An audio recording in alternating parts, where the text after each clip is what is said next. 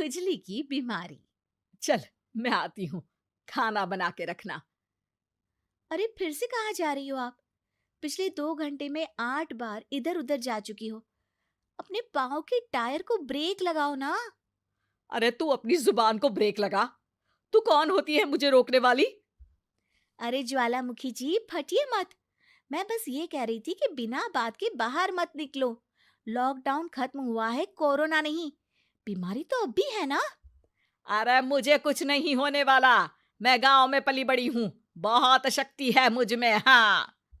Corona की छोटे से वायरस के सामने बड़े बड़ों की नहीं चल रही। जो होगा देखा जाएगा। अगर हो गया ना, तो देखा नहीं जाएगा आपसे। बहू, मेरी सास बनने की कोशिश मत कर। सास बहू की एक बात नहीं मानती और बहू के लाख समझाने पर भी निकल जाती है अपनी मनमर्जी करने। शाम को जब सास वापस आती है तो, ये लीजिए सैनिटाइजर से अपने हाथ क्लीन कर लीजिए। अरे इसमें से तो बदबू आती है। छी छी छी छी। मुझे नहीं करना ये इस्तेमाल। अरे तो साबुन से हाथ धो लीजिए। इतनी बार हाथ धुलवाएगी तो चमड़ी गल के नीचे गिर जाएगी। माँ जी, आप बाहर से आई हैं, हाथ धोने का तो सरकार भी कह रही है। मेरी नहीं तो किसी की तो सुन लीजिए। मैं तो खुद अपनी सरकार हूँ। मेरे अपने नियम है। हम्म कोरोना है। अरे तो इसमें तुझे क्यों रोना है? यार माँ जी, जरा सी बात है, इतना तो कर ही सकते हैं ना आप। नहीं। नहीं। नहीं। सुना नहीं? नहीं। नहीं सुना। तो क्यों मुंह लग रही हो? कौन मुंह लगे आपके? आप तो मास्क भी नहीं लगाती। मास्क तो तुझे लगाना चाहिए ताकि बोलना कम हो तेरा। ज्यादा दिक्कत तब होती है जब बहू को भी सास के साथ कहीं बाहर जाना होता है। अरे मम्मी जी, मैं फोन से पैसे दे दूंगी। कैश क्यों दे रही हैं आप? तू ना ज्यादा मॉडर्न मत बन। अब नोट देने से भी कोरोना होगा क्या? हाँ, नोट पता नहीं कितने हाथों से गुजर के हमारे हाथ में आते हैं, और उनमें से कुछ गधे तो ऐसे होंगे जो हाथ भी नहीं धोते होंगे। हैं? ताना मार रही है क्या? नहीं तो। तू मुझे बेवकूफ समझती है? क्या मुझे नहीं पता कि गधा कौन है? माँ जी, मैंने आपको कुछ नहीं कहा। अरे कैश दे रहे हो या फिर फोन से दोगे? कुछ लेना ही नहीं है। अरे मेरा टाइम क्यों वेस्ट किया फिर? बहू, तुझे ना मैं बाद में देखूंगी। बाद में मतलब कितने बजे? बहू बड़ी मजाकिया है आपकी। और सास बहुत गुस्सेल है। एक फटका दूंगी ना। अरे सॉरी आंटी जी। बहू सास से परेशान होके बाजार से अकेले घर आ जाती है और अपने पति से कहती है, सुनिए जी, मेरी एक शिकायत है आपकी मम्मी के बारे में। वाह, लोग बच्चे की शिकायत लेके मम्मी के पास जाते हैं। तुम मम्मी की शिकायत लेकर मेरे पास आई हो। तुम्हारी माँ है ना, बिना मास्क के बाहर जाती है, सैनिटाइज भी नहीं करती हाथ, और बिना काम के घूमती रहती हैं। अगर कोरोना हो गया ना तो दिक्कत हो जाएगी। अरे मैंने भी तो कहा ना उनसे एक दो बार, पर मम्मी मानती ही नहीं किसी की बात। मुझे ही कुछ करना पड़ेगा। अच्छा, क्या कर लोगी तुम? क्या कहा? नहीं, मेरा मतलब तुम क्या करने वाली हो? तुम बस मेरा साथ दो। अगले दिन जब सास कहीं से घूम कर आती है, माँ, मेरे शरीर पर कुछ हो रहा है, देखना। अरे ये तो खाज है। अरे मतलब खुजली। हाँ, और ये ऐसी वैसी खुजली नहीं है, फैलने वाली खुजली है। परसों तक मुझे थी, आज आपको भी हो गई। ज्यादा पास आते हो ना मेरे पास। अरे माँ के सामने ऐसी बात कर रही हो? क्या कर रही है? अरे तो पास आए तभी तो खुजली हुई ना। अब आप मम्मी के पास खड़े हो तो उनको भी तो हो सकती है ना। अरे मोरी मैया, अ, जो का कह रही है? सही कह रही हूँ माँ जी। अरे बेटा दूर हट ना। दूर हो जा हमसे। सोशल डिस्टेंसिंग कर लेना एकदम से। हाँ। अरे माँ जी, खुजली ही तो है। आप तो गांव की शक्तिशाली औरत हो। आपका क्या कर लेगी ये खुजली? खुजला खुजला के चेहरा लाल हो जाएगा, इससे ज्यादा और क्या होगा? अरे नहीं नहीं बहू, थोड़ी मोटी चीज भी बड़ी दिक्कत दे सकती है ना। और खुजली है, अच्छा थोड़ी ना लगता है, लोग क्या कहेंगे। सारे घर को खुजली हो गई तो है। तो माँ, क्या करूं मैं। अब क्रीम लगा, नहा ले नीम के पानी से, घर से ना निकल वरना लोग खुजलाओ खुजला के माय नेम इज खाज बोल के चढ़ाएंगे तुझे। और हमसे ना बेटा दूर रहा कर, कहीं हमको भी हो गई तो। माँ, ऐसे ही कोरोना भी तो हो सकता है। खुजली होने के बाद लोग क्या बोलेंगे, कम से कम वो सुन तो पाएंगे। अगर कोरोना हो गया तो? हाँ, बाबा समझ गई। अब तू अपनी खुजली का ध्यान रख, मैं तुम्हारे कोरोना का ध्यान रखूंगी, ठीक है। माँ जी, आप तो बिना बोले ही बस इशारों में ही समझ गई। वैसे ये आइडिया था किसका? आपकी बेटी का।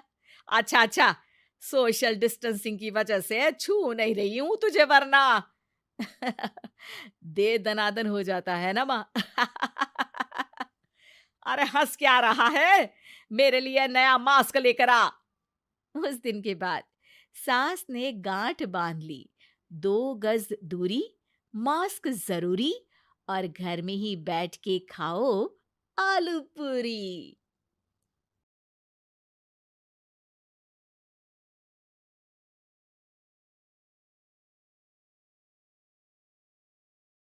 शीशे की बहू। देखो, साफ साफ बोलने वाला इंसान तो हर किसी को पसंद है, लेकिन कोई इतना भी साफ बोले तो क्या होगा? वो माँ जी, आप ना प्लीज मुझसे तमीज से बात करिएगा, क्योंकि मेरी माँ ने कहा था कि आप तमीज से बात ना करें तो मैं आपकी खटिया खड़ी कर दूं। हम माँ जी, मैं रोज रोज इतनी भारी खटिया कैसे खड़ी करूंगी, समझ रही हैं ना आप? अरे क्या क्या बोली जा रही है बहू, तबीयत तो ठीक है ना? हाँ माँ जी, मैं तो साफ बात करती हूँ। आप तो जानती है ना, मुझे बात को घुमाना नहीं आता। अरे तुझे बात नहीं घुमानी आती तो मुझे हाथ घुमाना आता है बहू, टेंशन ना ले। और हाँ, इस घर में कोई पैदा नहीं हुआ जो मेरी खटिया खड़ी कर दे, समझी। जा जाकर काम कर। बहू किचन में चली जाती है। सामने खड़ी होती है काम वाली, धीरे धीरे हंस रही होती है। काम वाली हो, महारानी बनने की कोशिश मत करो, समझी? और सुन, ये मेरी सास शादी के पहले ऐसा तो नहीं बोलती थी ना कि बहू आ जाएगी तो तेरा काम खत्म हो जाएगा, क्यों? वो तो ऐसा नहीं बोलती थी, लेकिन जिस तरह आप बोलती हो ना भाभी, ये आसार भी जल्दी आ जाएंगे। ए, चुप कर, काम कर अपना। वैसे तुझे मेरी माँ ने देखा था शादी के वक्त। अच्छा, तो क्या कह रही थी भाभी वो? यही कि नौकरानी के लिए तेरी सास बनारसी साड़ी मांग रही है। और नौकरानी की शक्ल तो देखो। इस शक्ल में कहां से ये बनारसी पहनेगी? नौकरानी को गुस्सा आ जाता है।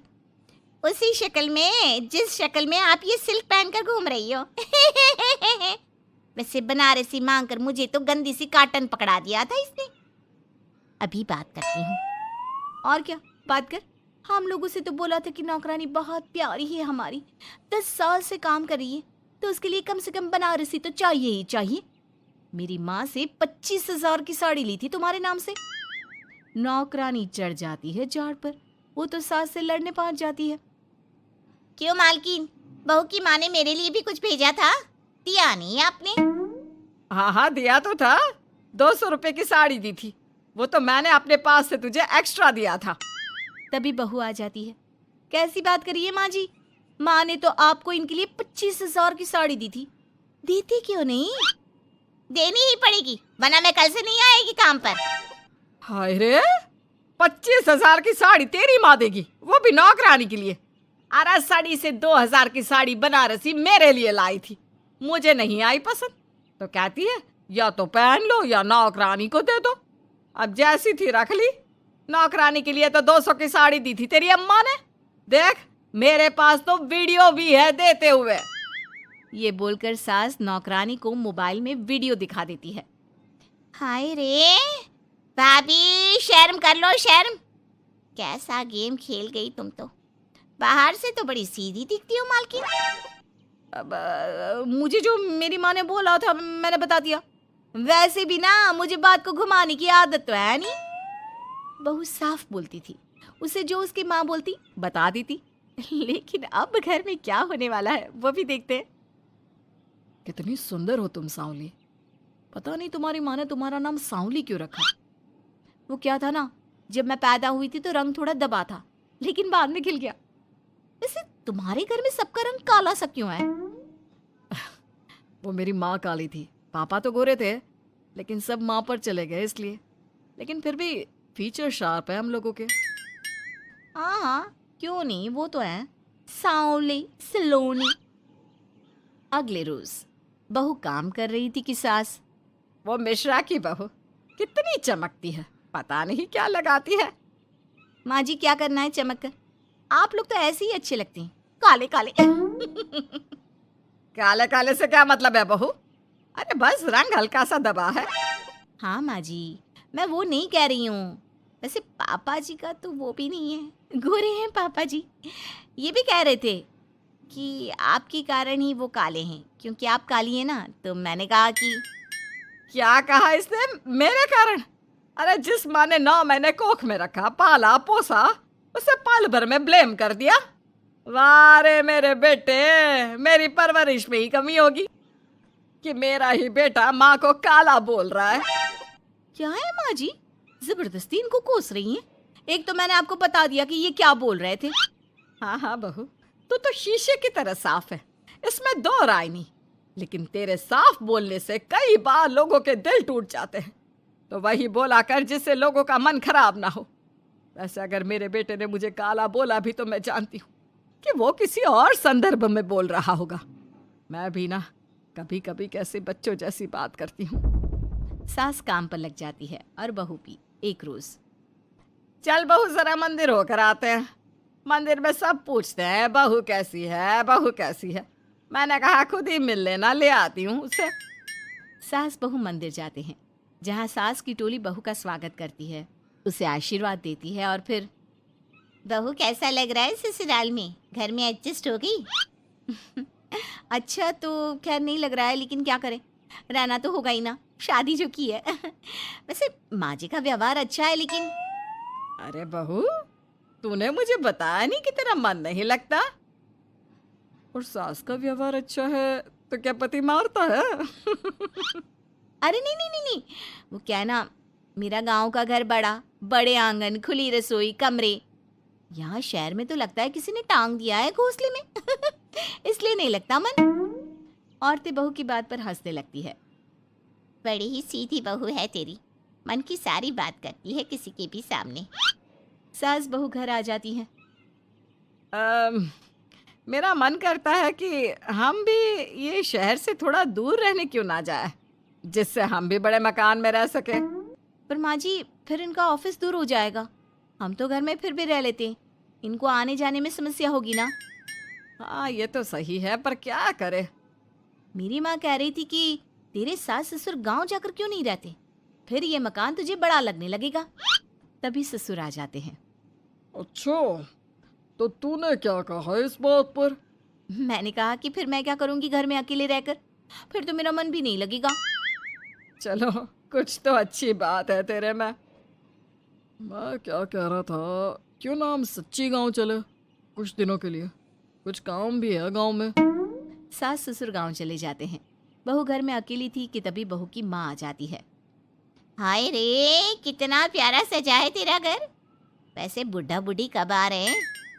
माँ, मेरी सास अभी बूढ़ी नहीं हुई है, और बुरा मत माना, तू ज्यादा बड़ी लगती है उनसे।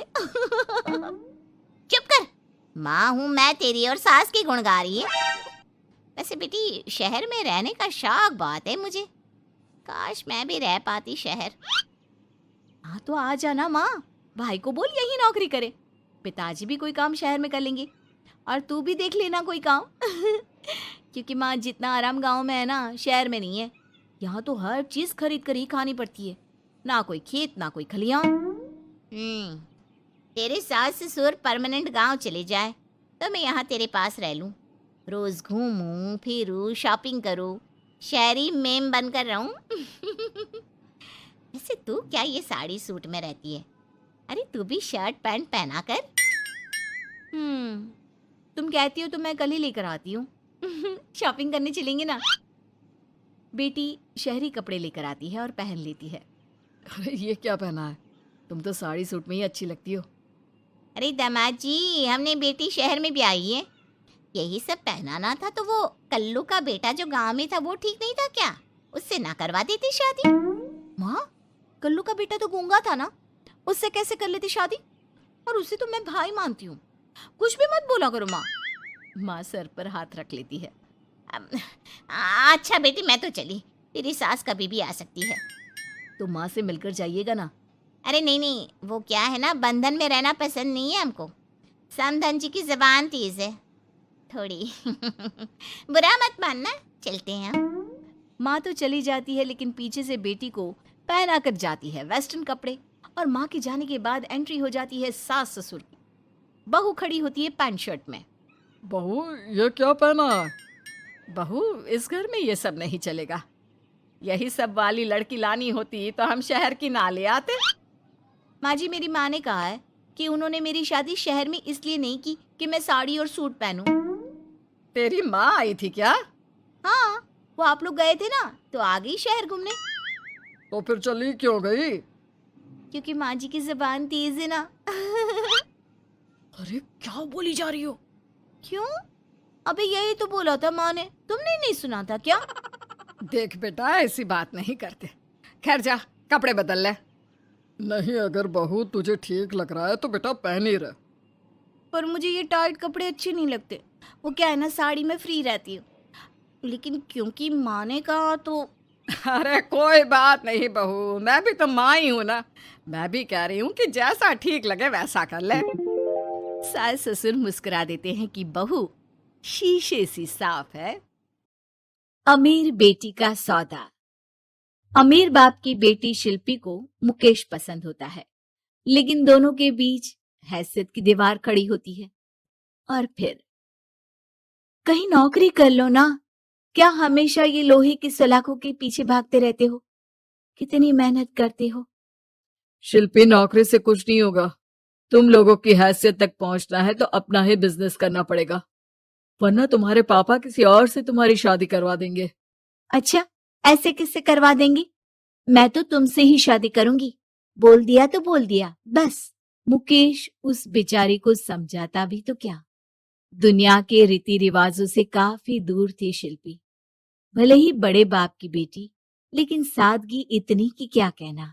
बेटा शिल्पी, कल तुमको देखने लड़के वाले आने वाले हैं, तैयार रहना। मैंने तुम्हारी माँ को समझा दिया है। घर के सारे नौकर चाकर को वो समझा देगी कि स्वागत कैसे करना है। कैसी बात कर रहे हैं पापा? मैं तो मुकेश से प्यार करती हूँ, उसी से शादी करूंगी। मैंने आपको बताया था ना। मुकेश किसका बेटा है? वो स्टील किंग सिंघानिया का, या वो जो बड़े ज्वेलरी वाले हैं मेहता, उनका? नहीं नहीं पापा, अ, वो अपना ही काम करता है लेकिन एस्टेब्लिश नहीं है अभी। पापा, वो आपके पास तब आएगा जब कुछ बन जाएगा। आप प्लीज थोड़ा सा वक्त दे दीजिए। पिता को शिल्पी की बात पर गुस्सा आ जाता है।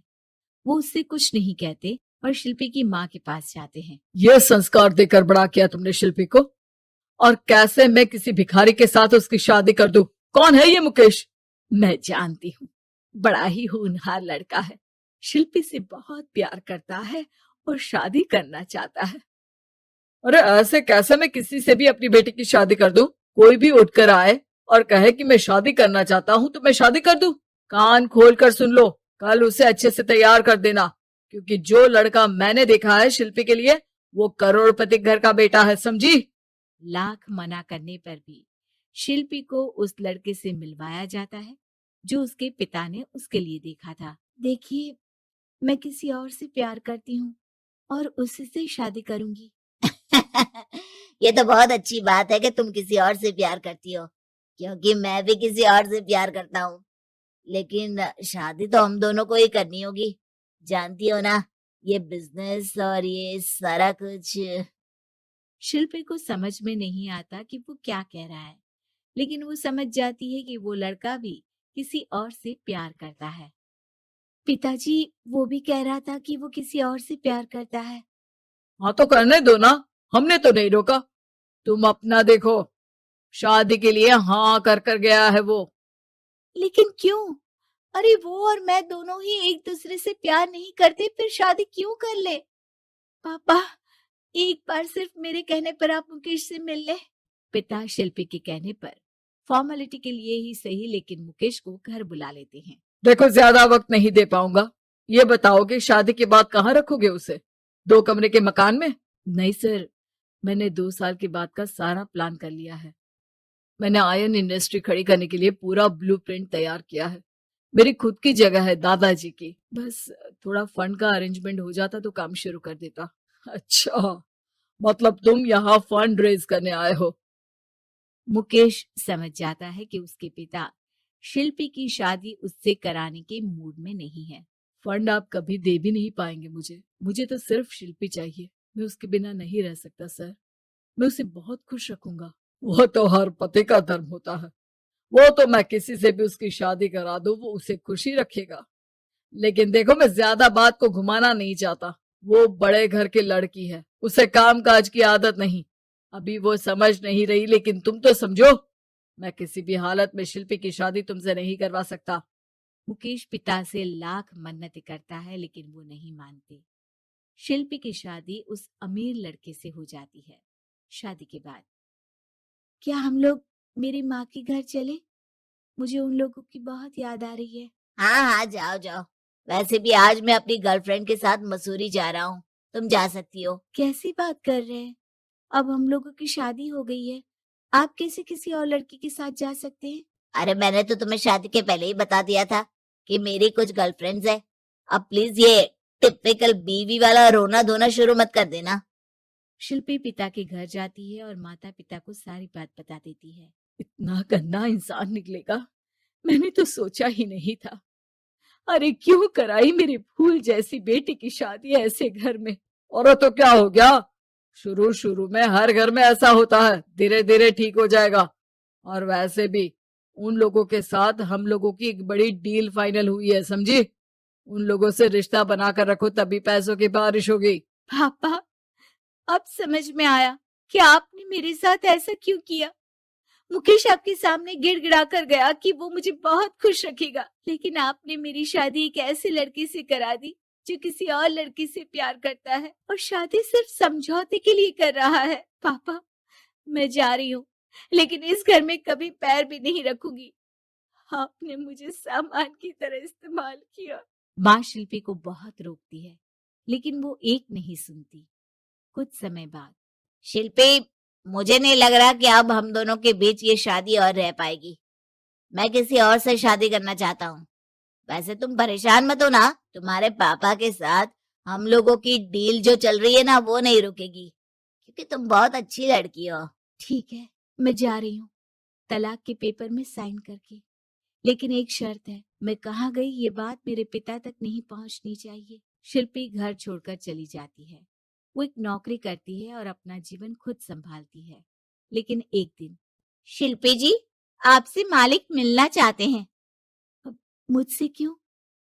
शिल्पी मालिक के कमरे में जाती है, जहां सामने मुकेश होता है। अरे आपको देखकर बहुत खुशी हुई, बहुत बड़े आदमी बन गए। थैंक्स, पर तुम्हें नौकरी करने की क्या जरूरत पड़ गई? मैंने तो सोचा भी नहीं था कि तुम मेरी शिल्पी होगी। तभी वहां शिल्पी के पिता आ जाते हैं। शिल्पी, तुम्हारे बारे में माँ से पता चला। घर चलो बेटा, मुझे माफ कर दो। मुकेश, मैं यहाँ अपनी कंपनी के काम के लिए आया हूँ। तुम्हारी कंपनी की डील अगर हमें नहीं मिली तो हम बर्बाद हो जाएंगे। वैसे अब तुम चाहो तो शिल्पी की शादी मैं तुमसे कराने को तैयार हूँ। बस करिए पापा, ये क्या सौदा लगा रखा है आपने? जिस कंपनी से आपकी डील हो, अपनी बेटी की शादी उसी के घर करा देते हैं। शिल्पी मुकेश से माफी मांगती है और वहां से जाने लगती है कि मुकेश उसे रोक लेता है। रुको शिल्पी, ये सब कुछ तुम्हारे लिए है। ये कंपनी, ये नाम सिर्फ तुमसे शादी करने के लिए ही खड़ा किया था। मैं आज भी तुमसे बहुत प्यार करता हूँ।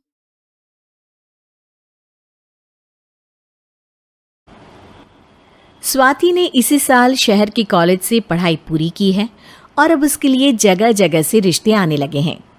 स्वाति से ज़्यादा उसके रिश्तेदारों को उसकी शादी की चिंता है। इसीलिए जो भी स्वाति के घर आता वो किसी नए लड़के की खबर ज़रूर ले आता। अरे दीदी, ये फोटो देख के बताओ कैसा है। राहुल नाम है लड़के का, मेरी सहेली की बहन का बेटा है। अपनी स्वाति के साथ एकदम प्यारी जोड़ी लगेगी इसकी। ज़रा दिखाना, फोटो तो बढ़िया लग रहा है। कोई गलत आदत वादत तो नहीं है ना इसे? और कमाता कितना है? अरे कोई गलत आदत नहीं है दीदी, आप कहो तो एक मीटिंग करवा देती हूँ, फिर सब कुछ फाइनल कर लेना। हाँ हाँ, ये सही कह रही हो तुम। संडे को स्वाति के पापा भी घर पे ही रहेंगे। बुआ फिर वहाँ से चली जाती है और रात को स्वाति की माँ उससे कहती है, स्वाति बेटा, आज कमला बुआ ने एक लड़के की फ़ोटो दिखाई है। संडे को वो लोग मिलने आ रहे हैं, तैयार हो ना तुम बेटा? अरे मम्मी, आप कहाँ कमला बुआ के चक्कर में आ जाती हो? अभी इतनी जल्दी कोई शादी वादी नहीं करनी है मुझे। अरे बेटा, अच्छा लड़का है, बुआ जानती है उसे अच्छे से। हाँ स्वाति बेटा, एक बार मिल तो लो, बाद में देखेंगे आगे क्या करना है। वैसे तो कमला रिश्ता लाई है तो मना करने का तो कोई सवाल ही नहीं उठता। संडे की सुबह होती है और कमला बुआ राहुल और उसके मम्मी पापा को लेकर स्वाति के घर आती है। अरे आइए आइए भाभी, इसे अपना ही घर समझिए। इनसे मिलिए, ये मेरे भैया और ये मेरी भाभी हैं। नमस्ते भाभी जी, ये है हमारा लड़का राहुल, सरकारी नौकरी की तैयारी कर रहा है ये। वैसे आपकी बेटी कहाँ है? अरे स्वाति बेटा, बाहर आ जाओ। वैसे कितनी पढ़ाई की है स्वाति ने? जी, पोस्ट ग्रेजुएट है हमारी बेटी साइंस में। ये सब तो ठीक है, पर घर संभालना जानती है या नहीं? हमें कौन सी इससे नौकरी करवानी है, नौकरी तो मेरा बेटा करेगा ही। पर मैंने इतनी पढ़ाई की है और आप चाहती हैं कि मैं घर पर ही बैठी रहूं? अरे स्वाति बेटा, ये बड़ों की बात में तुम कहाँ बोल पड़ी? हम सब देख लेंगे क्या करना है क्या नहीं। हम तो इसी बात में विश्वास करते हैं कि घर के लड़कियां घर में ही रहे तो ज़्यादा अच्छा रहता है। वरना भाई साहब, आप तो आजकल के हाल जानते ही हैं, कितनी घटनाएं होने लगी हैं औरतों के खिलाफ। स्वाति बेटा, रसोई का काम तो पूरा जानती हो ना? शादी के बाद तुम्हें ही संभालना है वो सब। अरे बहुत अच्छा खाना बनाती है ये, आप सब लोग इसकी तारीफ करते नहीं थकेंगे। लो भाई, हो गई मीटिंग, अब शादी की तारीख फाइनल कर लेते हैं, क्यों भैया? भाई, हम तो पंडित जी से चर्चा करने के बाद ही तारीख फाइनल करेंगे। सालों से हम उनकी बातें मानते हुए आ रहे हैं। लड़के वाले और कमला बुआ की बातें सुनकर स्वाति एकदम नाराज़ हो जाती है और उसे लगने लगता है कि शादी के बाद उसे घर पर ही बैठना पड़ेगा। लेकिन घर वालों के आगे उसकी एक नहीं चलती और उसे शादी के लिए हाँ कहना पड़ता है। शादी का दिन आ जाता है और सब मंडप में जमा होते हैं। अब फेरों का समय हो गया है, अब कन्या अपने वर से 7 वचन मांगेगी। आप किसी धार्मिक आयोजन में जाएं तो मुझे भी ले जाएंगे। आप मेरे माता पिता का भी बराबरी से सम्मान करेंगे, हमेशा मेरा साथ निभाएंगे। आपको दोनों परिवार की जिम्मेदारियां बखूबी निभानी होगी। हर ज़रूरी बात में मेरी भी राय लेंगे। आप सभी गलत आदतों से दूर रहेंगे। आप मेरे अलावा किसी और औरत से कोई गलत संबंध नहीं बांधेंगे। ये 7 वचन पूरे हुए, वर क्या तुम्हें ये सारे वचन मंजूर है? जी हाँ पंडित जी, मैं सारे वचन अच्छी तरीके से निभाऊंगा। अरे वाह वाह, बढ़िया तरीके से सब काम संपन्न हो गया। तो इसी के साथ विवाह संपन्न हुआ और आज से ये दोनों पति पत्नी हुए। 1 मिनट पंडित जी, अभी एक वचन लेना बाकी है। अब कौन सा वचन है बेटा? मैं अब हमेशा के लिए किसी दूसरे घर में जाने वाली हूँ, तो पति के अलावा मैं अपने सास ससुर से भी एक वचन लेना चाहूँगी। अब कहो बेटी। मैं ये चाहती हूँ कि मुझ पर किसी बात की कोई पाबंदी नहीं लगाई जाएगी। मुझे सब कुछ करने की आज़ादी होगी और मैं भी विश्वास दिलाती हूँ कि मैं एक अच्छी बहू बन के दिखाऊँगी। स्वाति की बात सुनकर उसके सास ससुर एकदम चौंक जाते हैं और कुछ बोल नहीं पाते कि उतने में कमला बुआ बोल पड़ती है। अरे बेटा, ये भी कोई कहने की बात है? रानी बन के रहोगी तुम तो। वचन देने से पहले सोच लीजिए, क्योंकि शास्त्रों में वचन ना निभाने वालों के लिए नरक से भी बदतर सजा लिखी है। स्वाति की चालाकी से वहां मौजूद सब लोग प्रभावित हो जाते हैं और लोगों में बदनामी ना हो जाए, इस कारण स्वाति के सास ससुर को उसे वचन देना पड़ता है। और कैसी अपशकुन वाली बातें कर रहे हैं आप पंडित जी? हमें मंजूर है बेटा तुम्हारी शर्त। स्वाति अपनी समझदारी से अपनी बात अपने ससुराल वालों से मनवा लेती है और खुशी खुशी राहुल से शादी कर लेती है। अब से हर शादी में मैं खुद 8 वचन दिलवाऊंगा। ओम मंगलम मंगलम मंगलम।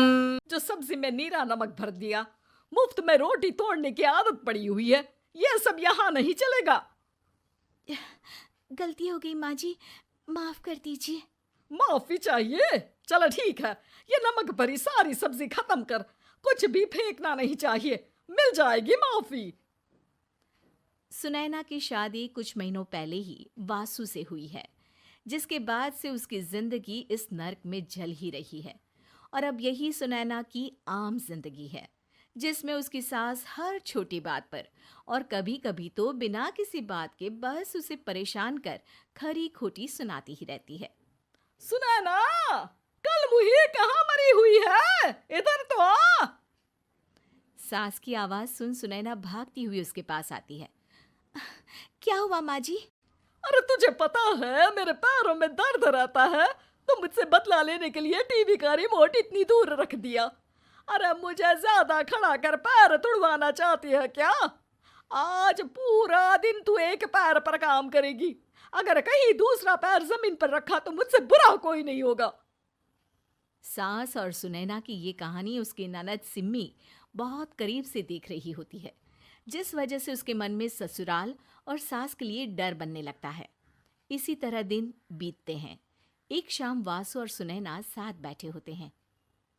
क्या बात है, तुम दिन पर दिन कमजोर कैसे होती जा रही हो? नहीं तो, आपको ऐसे ही लग रहा होगा, मैं बिल्कुल ठीक हूँ। हो सकता है, पर चलो ध्यान रखना, मुझे कुछ काम है। ऐसा बोल जैसे ही वासु जाता है, तभी सिम्मी वहां आ जाती है। भाभी, आप भाई को माँ के बारे में बता क्यों नहीं देती? वो आपके साथ बहुत गलत करती है। क्या सारे ससुराल वाले ऐसे ही होते हैं? भाभी, मुझे तो शादी नहीं करनी, बहुत डर लगता है मुझे। अरे तुम बेकार ही टेंशन ले रही हो, ऐसा कुछ नहीं है। मुझे पता है तुम्हारा ससुराल बहुत अच्छा है, इसलिए खुशी खुशी ससुराल की तैयारी करो। सिम्मी तो वहां से चली जाती है, लेकिन सुनैना उसकी बातों से सोच में पड़ जाती है। कुछ दिनों बाद सुनैना के मम्मी पापा और भाई उनके घर आते हैं, जिन्हें देख सास हैरान रह जाती है। आप लोग सुनैना से मिलने आए हैं? अरे बहू, देख तो तेरे मम्मी पापा आए हैं। जी नहीं, आज हम यहाँ लड़की नहीं लड़के वाले बनकर आए हैं। हाँ माँ, मैंने ही सिम्मी और शरद के रिश्ते की बात मम्मी पापा से की थी। शरद हमारी सिम्मी के लिए परफेक्ट है। बेटे की बात मानते हुए उसकी माँ रिश्ते के लिए मान जाती है, पर अब सिम्मी के मन में ससुराल का डर और ज्यादा बढ़ जाता है। जैसे यहाँ माँ भाभी पर जुल्म करती है, ये भी पक्का अपनी बेटी का बदला लेने के लिए ही मुझसे शादी कर रहे हैं। इसी सब के बीच देखते ही देखते सिम्मी शरद की शादी हो जाती है और सास के नाम से डरी सहमी सिम्मी ससुराल पहुंच जाती है। जहां पहुंचते ही वो डरते हुए बोलती है, मम्मी जी, मैं अभी पूरे घर का काम कर दूंगी और जॉब भी छोड़ दूंगी। जैसे आप कहोगी मैं सब कुछ वैसे ही करूंगी। अरे इतना डर क्यों रही हो? और अभी घर आई हो, कोई काम करने की जरूरत नहीं। नई शादी है, कुछ दिन आराम करो, घूमो फिरो। रही बात घर या जॉब की, तो वो तुम्हारी चॉइस है, कोई तुम्हें नहीं रोकेगा। सास का ऐसा व्यवहार देख सिम्मी हैरान रह जाती है और अपनी भाभी सुनैना का ससुराल में पहला दिन सोचने लगती है। चलो हो गया कार्यक्रम खत्म, जा वासु आराम कर। बहू, तू अपने काम पर लग जा। काम से मेरा मतलब है घर का काम, क्योंकि अब से तुम इसके अलावा और कोई जॉब बॉब नहीं करोगी। हाँ। क्या हुआ, कहाँ खो गई? लगता है सपनों में ही घूमने लगी। बताती हूँ तुझे अभी। मेरी बेटी का मजाक बनाएगा? सपने में क्यों, असलियत में घुमा कर ला जा। ससुराल की ऐसी इमेज सिम्मी ने कभी सपने में भी नहीं सोची थी। अपने आप को बहू नहीं, बेटी सुन उसे बहुत हैरानी होती है। लेकिन जैसे जैसे समय बीतता है तो अब सिम्मी को किसी भी जगह से ज्यादा ससुराल अच्छा लगने लगता है। एक दिन सिम्मी सबसे मिलने मायके आती है तो अपनी माँ को भाभी पर चिल्लाते हुए देखती है। अरे करमजली, अगर मुझे इतना ही पैसा खर्च करना होता तो तेरी जगह घर में नौकरानी ना रख लेती। तुझे लेकर आई जिस नौकरानी का पैसा बचे, पर तू तो उससे भी ज्यादा खर्चा करा रही है। बस माँ, तुम्हें कोई कुछ बोलता नहीं तो हर हद पार करोगी क्या? अगर यही सब मेरी सास करे तो? और तो उनकी बेटी को जिंदा गाड़ दूंगी। तुम्हारे और उनके अंदर यही तो फर्क है माँ। तुम उनकी बेटी के साथ क्या क्या करती हो, सब कुछ पता होने पर भी वो तुम्हारी बेटी को पलकों पर बिठा कर रखते हैं। एक आप है, उनकी बेटी को अपनी बेटी जैसा तो क्या बहू तक नहीं समझती। माँ, आपको सुनकर मिर्ची जरूर लगेगी, लेकिन मेरी सास मेरी माँ से अच्छी माँ और सास दोनों हैं। इस पर सिम्मी अपनी माँ को अपने ससुराल और उसके प्यार के बारे में सब कुछ बताती है, जिसे सुन सुनैना की सास को अपनी हर गलती का एहसास होता है। अगर वो चाहते तो आराम से अपनी बेटी का बदला मेरी बेटी से ले सकते थे, पर उन्होंने ऐसा नहीं किया और तुझे हमसे भी ज्यादा प्यार दिया। तुम दोनों ही मुझे माफ कर दो। इसके बाद तो जैसे सुनैना की सास का रूप पूरी तरह बदल जाता है। Mission successful. रिवेंज लेना है क्या?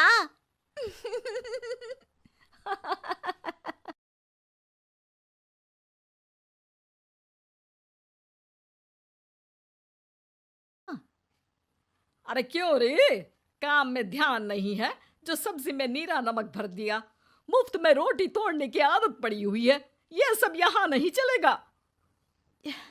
गलती हो गई माँ जी, माफ कर दीजिए। माफी चाहिए? चलो ठीक है, ये नमक भरी सारी सब्जी खत्म कर, कुछ भी फेंकना नहीं चाहिए, मिल जाएगी माफी। सुनैना की शादी कुछ महीनों पहले ही वासु से हुई है, जिसके बाद से उसकी जिंदगी इस नर्क में जल ही रही है। और अब यही सुनैना की आम जिंदगी है, जिसमें उसकी सास हर छोटी बात पर और कभी कभी तो बिना किसी बात के बस उसे परेशान कर खरी खोटी सुनाती ही रहती है। सुनैना, कल मुही कहाँ मरी हुई है, इधर तो आ। सास की आवाज सुन सुनैना भागती हुई उसके पास आती है। क्या हुआ माँ जी?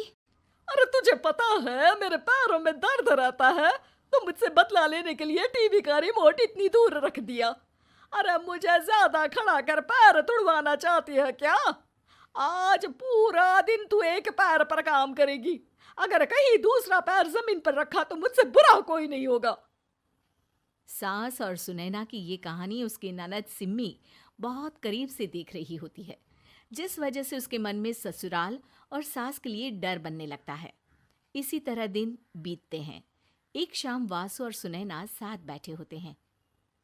क्या बात है, तुम दिन पर दिन कमजोर कैसे होती जा रही हो? नहीं तो, आपको ऐसे ही लग रहा होगा, मैं बिल्कुल ठीक हूँ। हो सकता है, पर चलो ध्यान रखना, मुझे कुछ काम है। ऐसा बोल जैसे ही वासु जाता है, तभी सिम्मी वहां आ जाती है।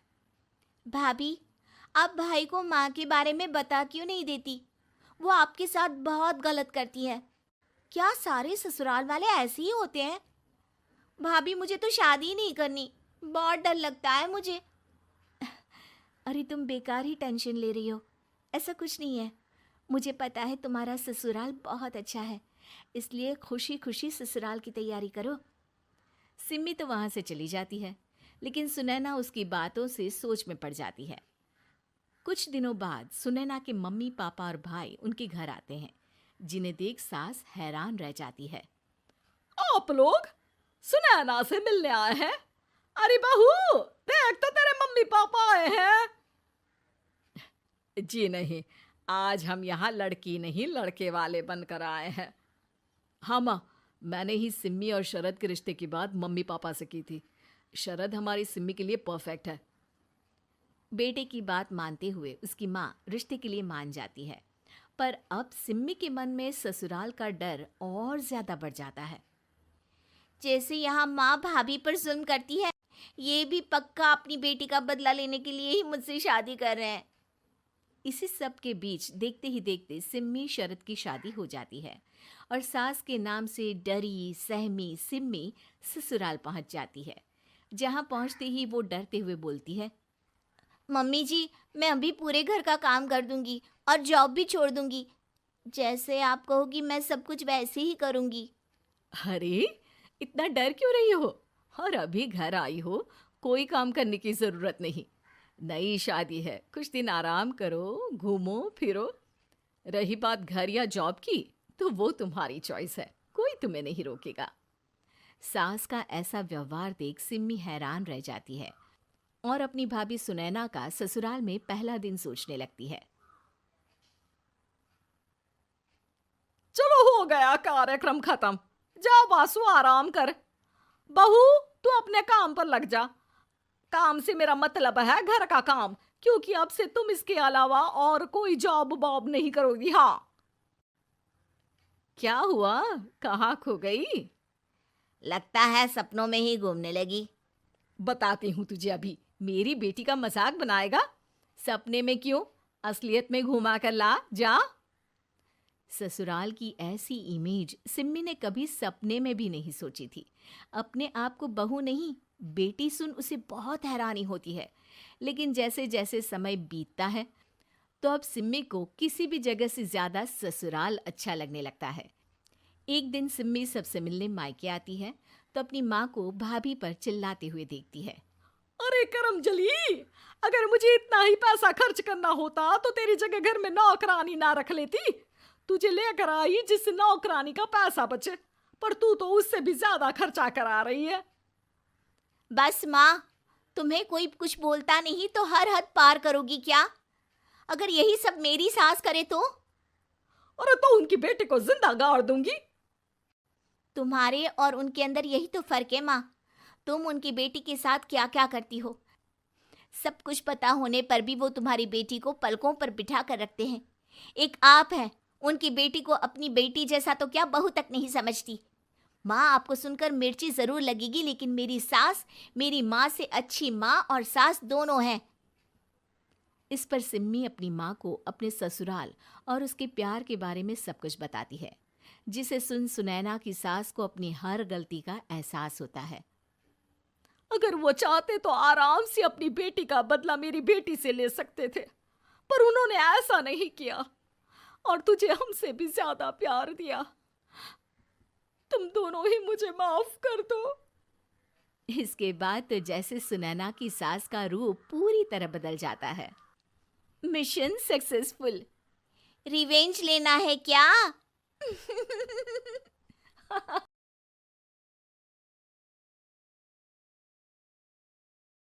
क्या सास बन सकती है माँ? अरे क्यों रे, काम में ध्यान नहीं है जो सब्जी में नीरा नमक भर दिया। मुफ्त में रोटी तोड़ने की आदत पड़ी हुई है, यह सब यहाँ नहीं चलेगा। गलती हो गई माँ जी, माफ कर दीजिए। माफी चाहिए? चलो ठीक है, ये नमक भरी सारी सब्जी खत्म कर, कुछ भी फेंकना नहीं चाहिए, मिल जाएगी माफी।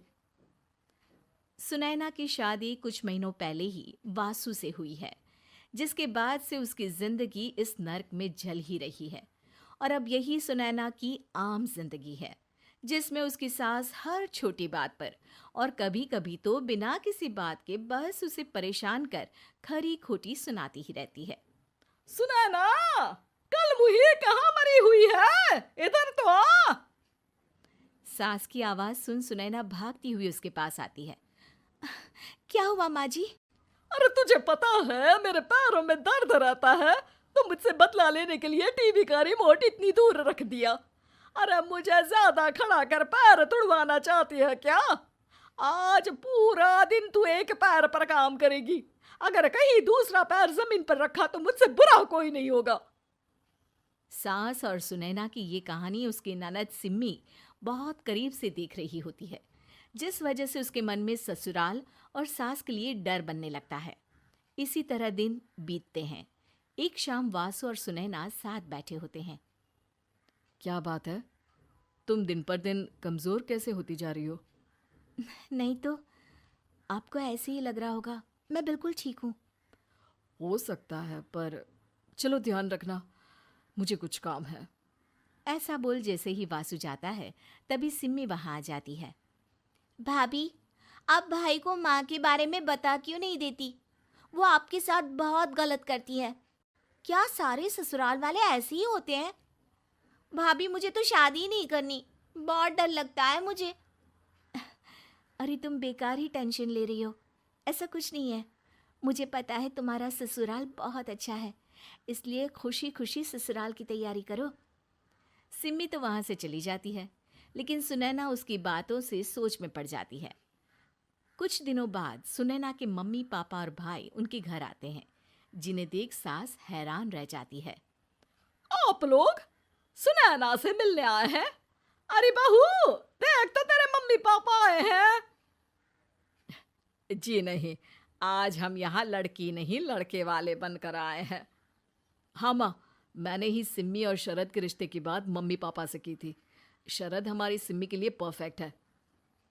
बेटे की बात मानते हुए उसकी माँ रिश्ते के लिए मान जाती है, पर अब सिम्मी के मन में ससुराल का डर और ज्यादा बढ़ जाता है। जैसे यहाँ माँ भाभी पर जुल्म करती है, ये भी पक्का अपनी बेटी का बदला लेने के लिए ही मुझसे शादी कर रहे हैं। इसी सब के बीच देखते ही देखते सिम्मी शरद की शादी हो जाती है और सास के नाम से डरी सहमी सिम्मी ससुराल पहुंच जाती है। जहां पहुंचते ही वो डरते हुए बोलती है, मम्मी जी, मैं अभी पूरे घर का काम कर दूंगी और जॉब भी छोड़ दूंगी। जैसे आप कहोगी मैं सब कुछ वैसे ही करूंगी। अरे इतना डर क्यों रही हो? और अभी घर आई हो, कोई काम करने की जरूरत नहीं। नई शादी है, कुछ दिन आराम करो, घूमो फिरो। रही बात घर या जॉब की, तो वो तुम्हारी चॉइस है, कोई तुम्हें नहीं रोकेगा। सास का ऐसा व्यवहार देख सिम्मी हैरान रह जाती है और अपनी भाभी सुनैना का ससुराल में पहला दिन सोचने लगती है। चलो हो गया कार्यक्रम खत्म, जा वासु आराम कर। बहू, तू अपने काम पर लग जा। काम से मेरा मतलब है घर का काम, क्योंकि अब से तुम इसके अलावा और कोई जॉब बॉब नहीं करोगी। हाँ। क्या हुआ, कहाँ खो गई? लगता है सपनों में ही घूमने लगी। बताती हूँ तुझे अभी। मेरी बेटी का मजाक बनाएगा? सपने में क्यों, असलियत में घुमा कर ला, जा। ससुराल की ऐसी इमेज सिम्मी ने कभी सपने में भी नहीं सोची थी। अपने आप को बहू नहीं, बेटी सुन उसे बहुत हैरानी होती है। लेकिन जैसे जैसे समय बीतता है, तो अब सिम्मी को किसी भी जगह से ज्यादा ससुराल अच्छा लगने लगता है। एक दिन सिम्मी सबसे मिलने मायके आती है, तो अपनी माँ को भाभी पर चिल्लाते हुए देखती है।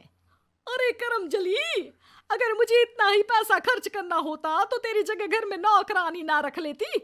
तुझे लेकर आई जिस नौकरानी का पैसा बचे, पर तू तो उससे भी ज्यादा खर्चा करा रही है। बस माँ, तुम्हें कोई कुछ बोलता नहीं तो हर हद पार करोगी क्या? अगर यही सब मेरी सास करे तो? अरे तो उनकी बेटी को जिंदा गाड़ दूंगी। तुम्हारे और उनके अंदर यही तो फर्क है माँ। तुम उनकी बेटी के साथ क्या क्या करती हो, सब कुछ पता होने पर भी वो तुम्हारी बेटी को पलकों पर बिठा कर रखते हैं। एक आप हैं, उनकी बेटी को अपनी बेटी जैसा तो क्या बहू तक नहीं समझती। माँ, आपको सुनकर मिर्ची जरूर लगेगी, लेकिन मेरी सास मेरी माँ से अच्छी माँ और सास दोनों हैं। इस पर सिम्मी अपनी माँ को अपने ससुराल और उसके प्यार के बारे में सब कुछ बताती है, जिसे सुन सुनैना की सास को अपनी हर गलती का एहसास होता है। अगर वो चाहते तो आराम से अपनी बेटी का बदला मेरी बेटी से ले सकते थे, पर उन्होंने ऐसा नहीं किया और तुझे हमसे भी ज्यादा प्यार दिया। तुम दोनों ही मुझे माफ कर दो। इसके बाद तो जैसे सुनैना की सास का रूप पूरी तरह बदल जाता है। Mission successful. रिवेंज लेना है क्या?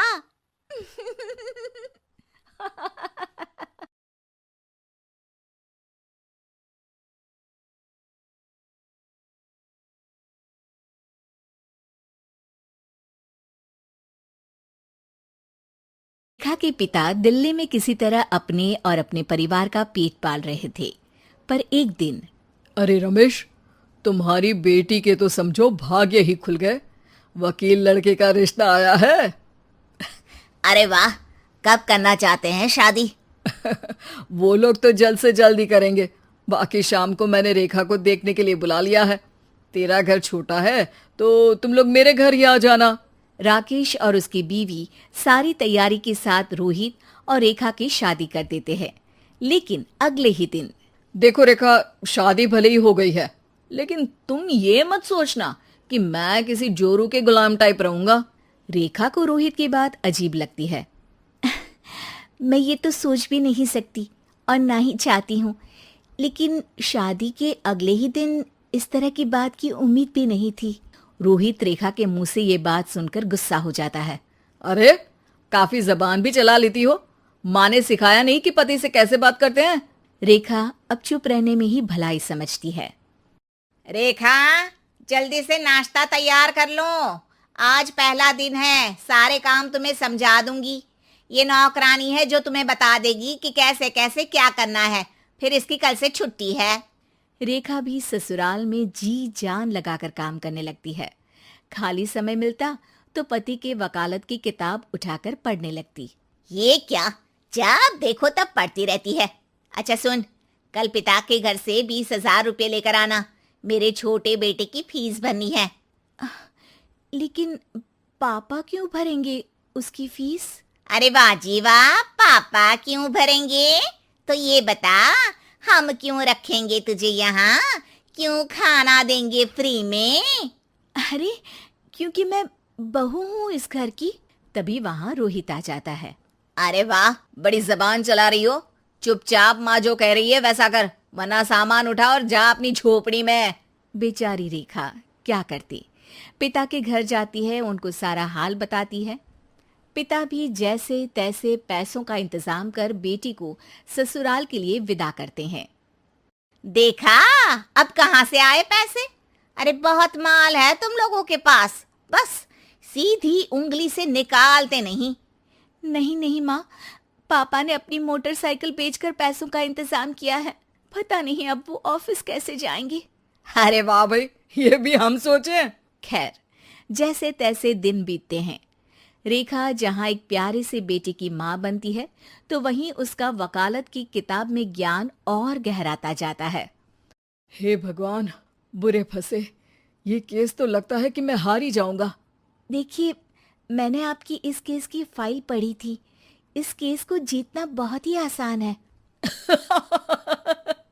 वाह भाई वाह, यहाँ वकालत की डिग्री लेकर भी मैं समझ नहीं पा रहा हूँ, और तुमने रोटी बनाते बनाते ही केस समझ लिया। अरे जाओ जाओ, जाकर मुन्ने को संभालो। केस मैं संभालूंगा। ए लड़की सुन, जाकर अपने बाप के यहाँ से 3 लाख लेकर आ। पूरा घर फिर से बनाना है। छोटे की शादी करूंगी तो छोटी बहू को कहाँ रखूंगी? पूरा घर तो तूने घेर रखा है।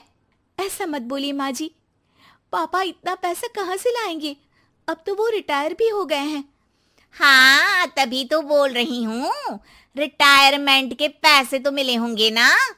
लेकिन वो अगर आपको दे देंगे तो बुढ़ापा कैसे काटेंगे? रोहित रेखा की बात सुनकर गुस्सा हो जाता है। ए सुन, चल अपना सामान उठा, अपना बच्चा उठा और निकल यहाँ से। रेखा के लाख आग्रह के बाद भी रोहित और उसकी सास उसे घर में नहीं रखते। पापा, मैं तलाक चाहती हूँ। बेटा, मेरे पास वकील के पैसे नहीं है। पापा, आप मुझे वकालत करवा दीजिए, अपना केस मैं खुद लड़ूंगी। इस बार रेखा के पिता भी उसे ससुराल ना भेजकर रिटायरमेंट के पैसों से वकालत करवाते हैं। और फिर एक दिन कोर्ट के बाहर, रोहित, आज तुम अपना ही केस हार गए, वो भी उस लड़की से जिसकी तुमने कभी कदर ही नहीं की। रेखा, मुझे माफ कर दो। मैं इतनी बड़ी अमाउंट कहाँ से लाऊंगा? मैं हर महीने पैसे नहीं दे सकता तुमको। पैसे वहीं से लाना जहाँ से तुम मेरे पापा को लाने के लिए मजबूर करते थे।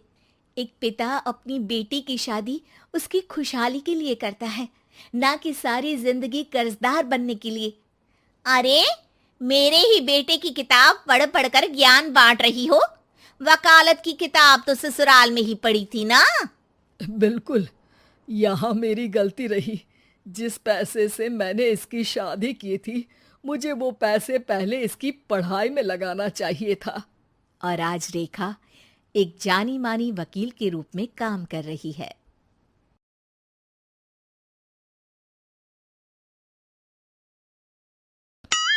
बेटी, एक बार चल के लड़के को देख तो लो। मेरा दावा है कि लड़का तुम्हें बहुत पसंद आएगा। बाला बहुत अच्छा लड़का है। हाँ हाँ बेटी, हम लोग तुम्हारे दुश्मन तो नहीं है। किसी अच्छे लड़के से ही तुम्हारी शादी करवाएंगे ना। आखिर तू हमारी इकलौती बेटी है। अच्छा ठीक है माँ, अब ज्यादा भावुकतापूर्ण शब्दों का इस्तेमाल ना करो। मैं चलने के लिए तैयार हूँ। चलो फिर, बिना देर के हम सब चलते हैं। सभी बाला के घर पहुंचते हैं। अरे क्या बात है बहन जी, अभी तक आपका बेटा नहीं आया? जी बस आता ही होगा। तभी वहां बाला आता है। लो जी, आ गया मेरा बेटा। ये लोग तुझे देखने आए हैं और ये इनकी बेटी नम्रता है। बाला के सर पर बिल्कुल बाल नहीं होते। ये देख नम्रता और उसके परिवार वालों की आंखें फटी की फटी रह जाती है। ये तो टकला है। हे भगवान, माँ पिताजी, आप दोनों एक टकले से मेरी शादी करवाने वाले थे। अरे ये तो पूरा उजड़ा चमन है। देखो बेटी, इस तरह किसी का मजाक उड़ाना गलत है। किसी के बारे में इस तरह की बातें नहीं करते। बालों का क्या है, वो तो आते जाते रहते हैं। लड़का टकला है तो क्या हुआ, इंजीनियर है, अच्छा खासा कमाता है। आप चुप रहिए जी। इसकी तरफदारी इसलिए कर रहे हैं क्योंकि आपके भी सर पर बाल नहीं है। मैंने तो आपसे शादी कर ली, मगर मैं अपनी बेटी की शादी एक टकले से बिल्कुल नहीं करवाऊंगी। अरे ये क्या, कब से आप लोगों ने टकला टकला लगा रखा है? और माफ करना, तुम भी कोई हूर की परी नहीं हो। तुम लोग मेरे घर में आकर मेरी ही बेइज्जती कर रहे हो। निकल जाओ यहाँ से। हाँ हाँ तो जा रहे हैं ना, हमें भी यहाँ रुकने का कोई शौक नहीं है। नम्रता और उसके परिवार वाले उठकर वहां से जाने लगते हैं। तभी नम्रता का छोटा भाई जाते जाते कहता है, टकला। तेरा बाप टकला। और इस तरह बाला का रिश्ता टूट जाता है। फिर एक दिन सड़क के किनारे एक आदमी घूम घूम कर कंधी बेच रहा होता है। कंधी ले लो, कंधी, एक से बढ़िया एक कंघी ले लो, नए जमाने की कंघी ले लो। अरे भाई ये ले लो। घूमते घूमते वो बाला के पास पहुंच जाता है। अरे भाई साहब, कंधी लोगे क्या? ये लो। तभी उसकी नजर बाला के सर के ऊपर पड़ती है। अरे माफ करना भाई साहब, आप इसे लेकर क्या करोगे? आपके सर पर तो बाल ही नहीं है, आपका तो स्टेडियम पूरा खाली है। चलता हूँ, कंधी ले लो, कंधी ले लो। कंधी वाले की बातें सुनकर बाला को बुरा लगता है। उस समय बाला को ऐसा महसूस होता है कि उसके लिए दुनिया में सबसे कीमती कोई चीज़ अगर है तो वो सिर्फ बाल है। बाला सड़क पर चलते हुए लोगों के बाल बड़े गौर से देखता है। चलते चलते बाला एक मंदिर के पास पहुंच जाता है। हे भगवान, तुमने ये मेरे साथ क्या किया? थोड़े से बाल अगर मुझे दे देते तो तुम्हारा क्या चला जाता? सारी दुनिया मेरा मजाक उड़ाती है। अरे भाई, आज पहला इंसान देख रहा हूँ जो मंदिर आकर भगवान से अपने लिए बाल मांग रहा है। बेटा, भगवान ने तुम्हें सब कुछ तो दिया है, अच्छी सेहत है, अच्छी नौकरी है, लगता है तुम्हारी तबीयत ठीक नहीं है। घर जाओ, सब ठीक हो जाएगा। बाला वहाँ से चला जाता है। घर पहुंचकर बाला खाना खाता है और अपने कमरे में सोने के लिए चला जाता है। फिर सुबह जब बाला सोकर उठता है तो आईने के सामने अपने आप को देखकर हैरान हो जाता है। बाला के सर पर एकदम घने बाल आ जाते हैं। बाला खुशी से झूम उठता है। अरे ये तो चमत्कार हो गया, मेरे सर पर बाल आ गए। लेकिन ये हुआ कैसे? दोस्तों, अगर आप इस कहानी का दूसरा भाग देखना चाहते हैं तो हमें कमेंट करके जरूर बताएं। सुहाना सा दिन होता है और मगन, रामलाला, चंदन, राजन, तपन और गोलू के पापा गांव के बरगद के पेड़ के नीचे बैठकर अपनी शाम की गपशप कर रहे हैं। अरे रामलाला और चंदन, तुम्हारी फसल कैसी चल रही है इस साल? अरे बंधु क्या बताएं, बारिश ने तो परेशान कर रखा है। सही बात, बारिश की कमी ने दिमाग खराब कर दिया है। सरपंच गांव वालों के लिए एक खबर लेकर आता है। अच्छा मेरे गांव के भाइयों सुनो जरा, हमारी सरकार ने किसानों के लिए शहर में एक सेमिनार का आयोजन किया है, जिसमें वो खेतों के बारे में और भी कुछ जानकारी देंगे। तो मुझे लगता है कि हमें वहाँ जाना चाहिए। सरपंच जी, मेरे खेतों में कीड़ों ने परेशान कर दिया है, उसके लिए कुछ जानकारी मिलेगी क्या? बिल्कुल, तुम्हारे खेतों के बारे में तुम्हें सारी जानकारी देंगे वो लोग। तुम तीनों को जाना चाहिए, बहुत फायदा होगा तुम्हें उससे। ये कहकर सरपंच वहाँ से चला जाता है और तीनों सोचते हैं कि वो शाम के वक्त मैदान पर मिलेंगे और वहीं से रवाना हो जाएंगे। तीनों दोस्त मैदान पर मिलते हैं और जैसे ही निकलना शुरू करते हैं तभी एक बांसुरी की आवाज सुनकर वो भी उसी ओर सम्मोहित स्थिति में चलना शुरू कर देते हैं। कुछ बच्चे हर बार की तरह अपना दोपहर का फुटबॉल का गेम खेल रहे हैं। पकड़ लिया, पकड़ के दिखा मुझे, इतना भी नहीं कर सकता। अच्छा, कितना भागेगा? आखिरकार तो मेरी पकड़ में आ ही जाएगा। हाँ, तुझे पता नहीं तपन, राजन कितनी तेज दौड़ लगा सकता है। खेलते खेलते अचानक से एक बांसुरी की मीठी आवाज सुनाई पड़ती है। सारे बच्चे उसका पीछा करने लगते हैं। शाम हो गई है और बच्चों के घर न आने की वजह से उनकी माँ मैदान में पहुँच जाती है। राजन बेटे, अरे ओ राजन बेटे, किधर चले गए? इतनी देर हो गई, घर वापस क्यों नहीं आए बेटे? तपन बेटा, चलो घर, शाम हो गई है, कितना खेलोगे? और गोलू, ओ गोलू। तीनों की माँ एक दूसरे को देखने लगती है और उन्हें एहसास होता है कि उन तीनों के बेटे घर आए ही नहीं। अरे राजन और गोलू की मम्मी, आप इधर? राजन और गोलू घर नहीं आए क्या अभी तक? नहीं तो दोपहर में राजन मुझे बताकर गया था कि वो तपन और गोलू के साथ खेलने जा रहा है। मैंने सुना है कि गांव में एक चुड़ैल घूम रही है, कहीं वही तो नहीं ले गई ना हमारे बच्चों को? ऐसा कुछ नहीं हुआ होगा, हम तीनों अलग अलग जगह ढूंढते हैं, इधर ही खेल रहे होंगे तीनों बच्चे। ये कहकर तीनों बच्चों की माएं उन्हें ढूंढने निकल गई। बहुत देर हो गई और फिर भी तीनों बच्चे मिले नहीं। तीनों की माएं मैदान पर फिर से मिलती हैं। सुनिए जी, ये तीनों मिल ही नहीं रहे हैं और मेरे दिमाग में बहुत बुरे बुरे ख्याल आ रहे हैं। आप चिंता मत कीजिए, हम सरपंच से जाकर बात करते हैं, वो हमारी मदद करेंगे। गोलू की माँ सही कह रही हो, चलो चलते हैं। एक उम्मीद की आशा लेकर तीनों अपने बेटों की फिक्र में सरपंच के घर जा पहुंचती है। सरपंच अपनी शाम की चाय पी रहे हैं और अखबार पढ़ रहे हैं। तभी तीनों की माँ हड़बड़ी में भागकर उनके पास आती है। अरे अरे, आप तीनों इतनी डरी हुई क्यों हो? क्या हुआ? ऐसी क्या बात हो गई? तिवारी जी, हमारे लड़के दोपहर से खेलने गए हैं और अब तक लौटे नहीं हैं। हमने उन्हें सब जगह ढूंढा, लेकिन हमें वो मिले ही नहीं, इसीलिए हम भागकर आपके पास आ गए। अच्छा, इनके पिता कहाँ है? ये कुछ काम के लिए शहर गए हैं, इसीलिए हम भागकर आपके पास आए हैं। हाँ, मैं उसके बारे में भूल ही गया था। एक काम कीजिए, मुझे उस जगह लेकर चलिए जिधर वो आखिरी बार खेल रहे थे। सरपंच घर से एक डंडा लेकर तीनों के साथ मैदान की ओर निकल पड़ते हैं। तीनों मैदान पर पहुंच जाते हैं और उन्हें ढूंढने के लिए कुछ सुराग खोजना शुरू करते हैं। आपको कोई ऐसी जगह पता है जहाँ ये तीनों साथ में मिलते हैं? नहीं जी, ऐसी तो कोई जगह नहीं पता। अचानक से वही बांसुरी की आवाज आना शुरू हो जाता है और सरपंच सम्मोहित होकर उस आवाज की तरफ जाना शुरू कर देते हैं। अरे तिवारी जी, आप ठीक तो हैं? कहाँ जा रहे हैं? अरे ओ तिवारी जी, वो हमें सुन नहीं पा रहे हैं क्या? सरपंच बांसुरी की धुन में झुककर उसी दिशा में आगे बढ़ रहे थे। ये आवाज कैसी? ऐसा लग रहा है कि कोई बांसुरी बजा रहा हो। हाँ, सरपंच जी भी उसी दिशा में जा रहे हैं।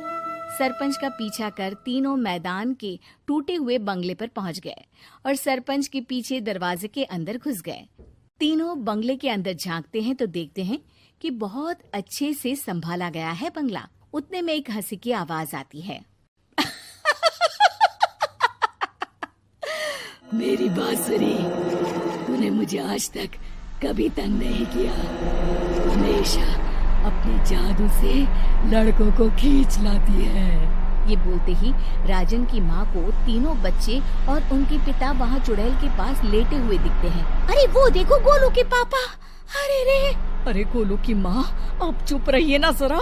उस चुड़ैल ने देख लिया तो हम भी फंस जाएंगे। इन्हें बचाएगा कौन?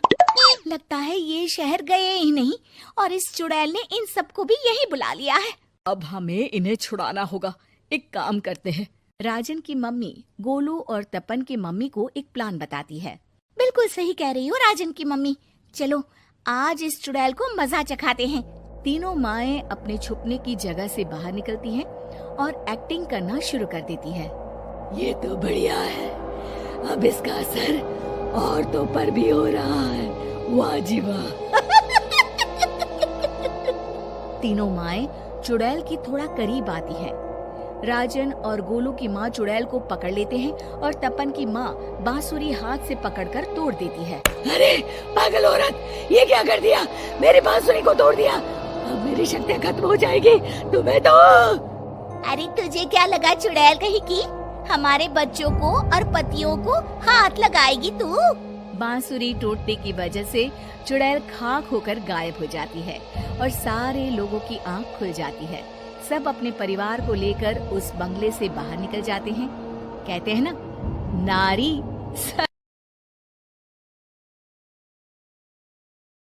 टीवी रख के पास पागल हुई सास।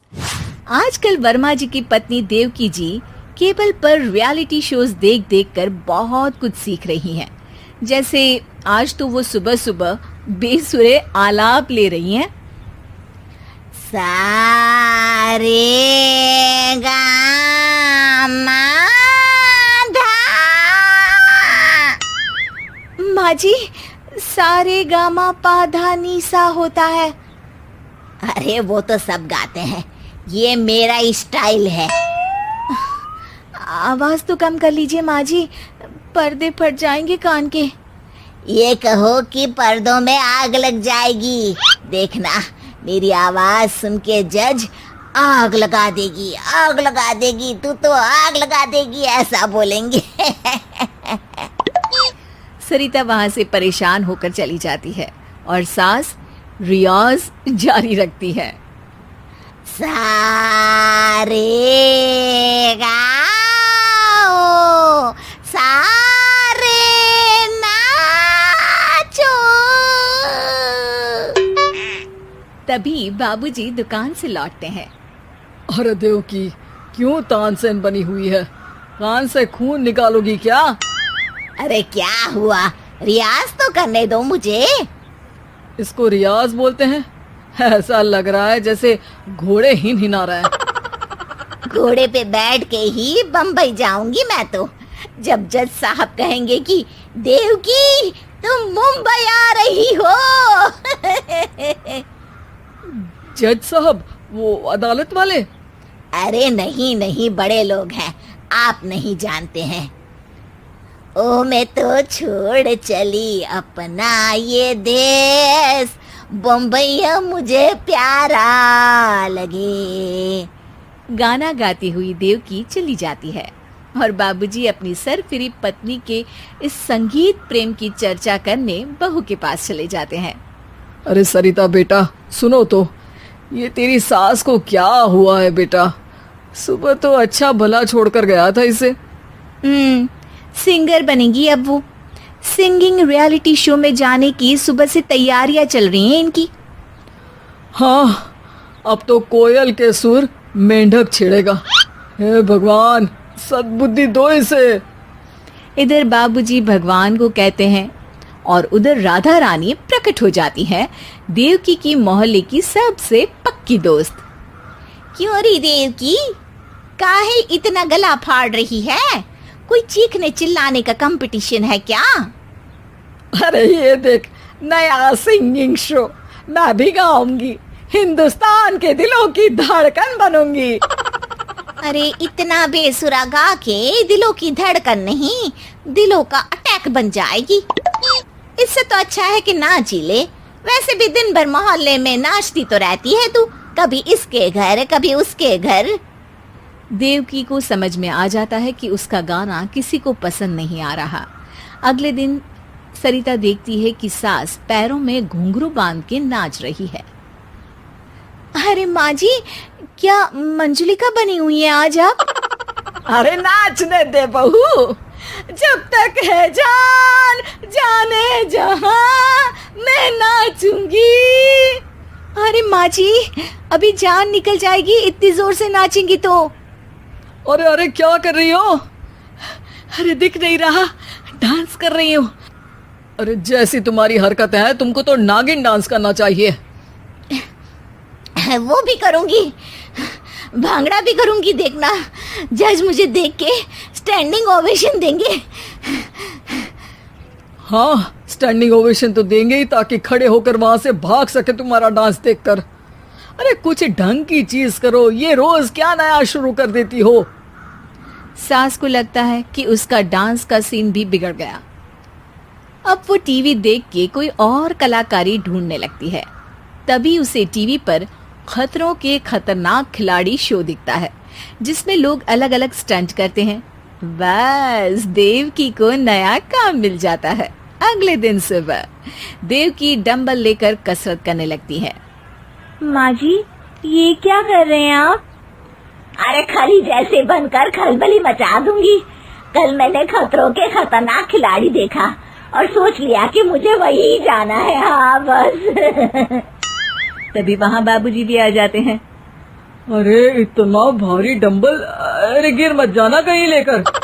अरे चुप करो, तुमसे कुछ नहीं होता इसका मतलब ऐसा नहीं कि मुझसे भी कुछ नहीं होगा। मैं तो खतरों के खतरनाक खिलाड़ी में जाने वाली हूँ। हाँ, मैं तो इस शो में तभी गया था जब तुमसे शादी हुई थी। तुमसे शादी करना भी खतरों के खतरनाक खिलाड़ी में जाने से कम थोड़ी ना है। अब चुप भी रहिए। अरे बहू, वो भारी वाला डंबल उठाकर ला तो। अरे नाना माँ जी, आप संभाल नहीं पाओगी। अरे मैंने टीवी में देखा था, एक आदमी कार उठा लेता है, इतना तो मैं उठा ही सकती हूँ ना। बहू घबराते हुए भारी वाले डंबल माँ के हाथ में दे देती है। जैसे ही माँ दोनों हाथ ऊपर करती है, पूरे शरीर का बैलेंस बिगड़ जाता है और वो पीछे की तरफ गिर जाती है। डंबल जाकर टीवी में लगता है और टीवी फूट जाती है। माँ जी, उठिए माँ जी। बाबूजी बहुत तेज हंसने लगते हैं।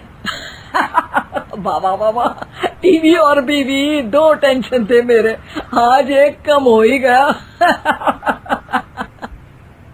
बहू भी सास को उठाते उठाते इस बात पर ताली बजाकर हंसने लगती है और देवकी फिर से गिर जाती है। और इस बार देवकी भी अपनी बेवकूफी पे हंसी रोक नहीं पाती।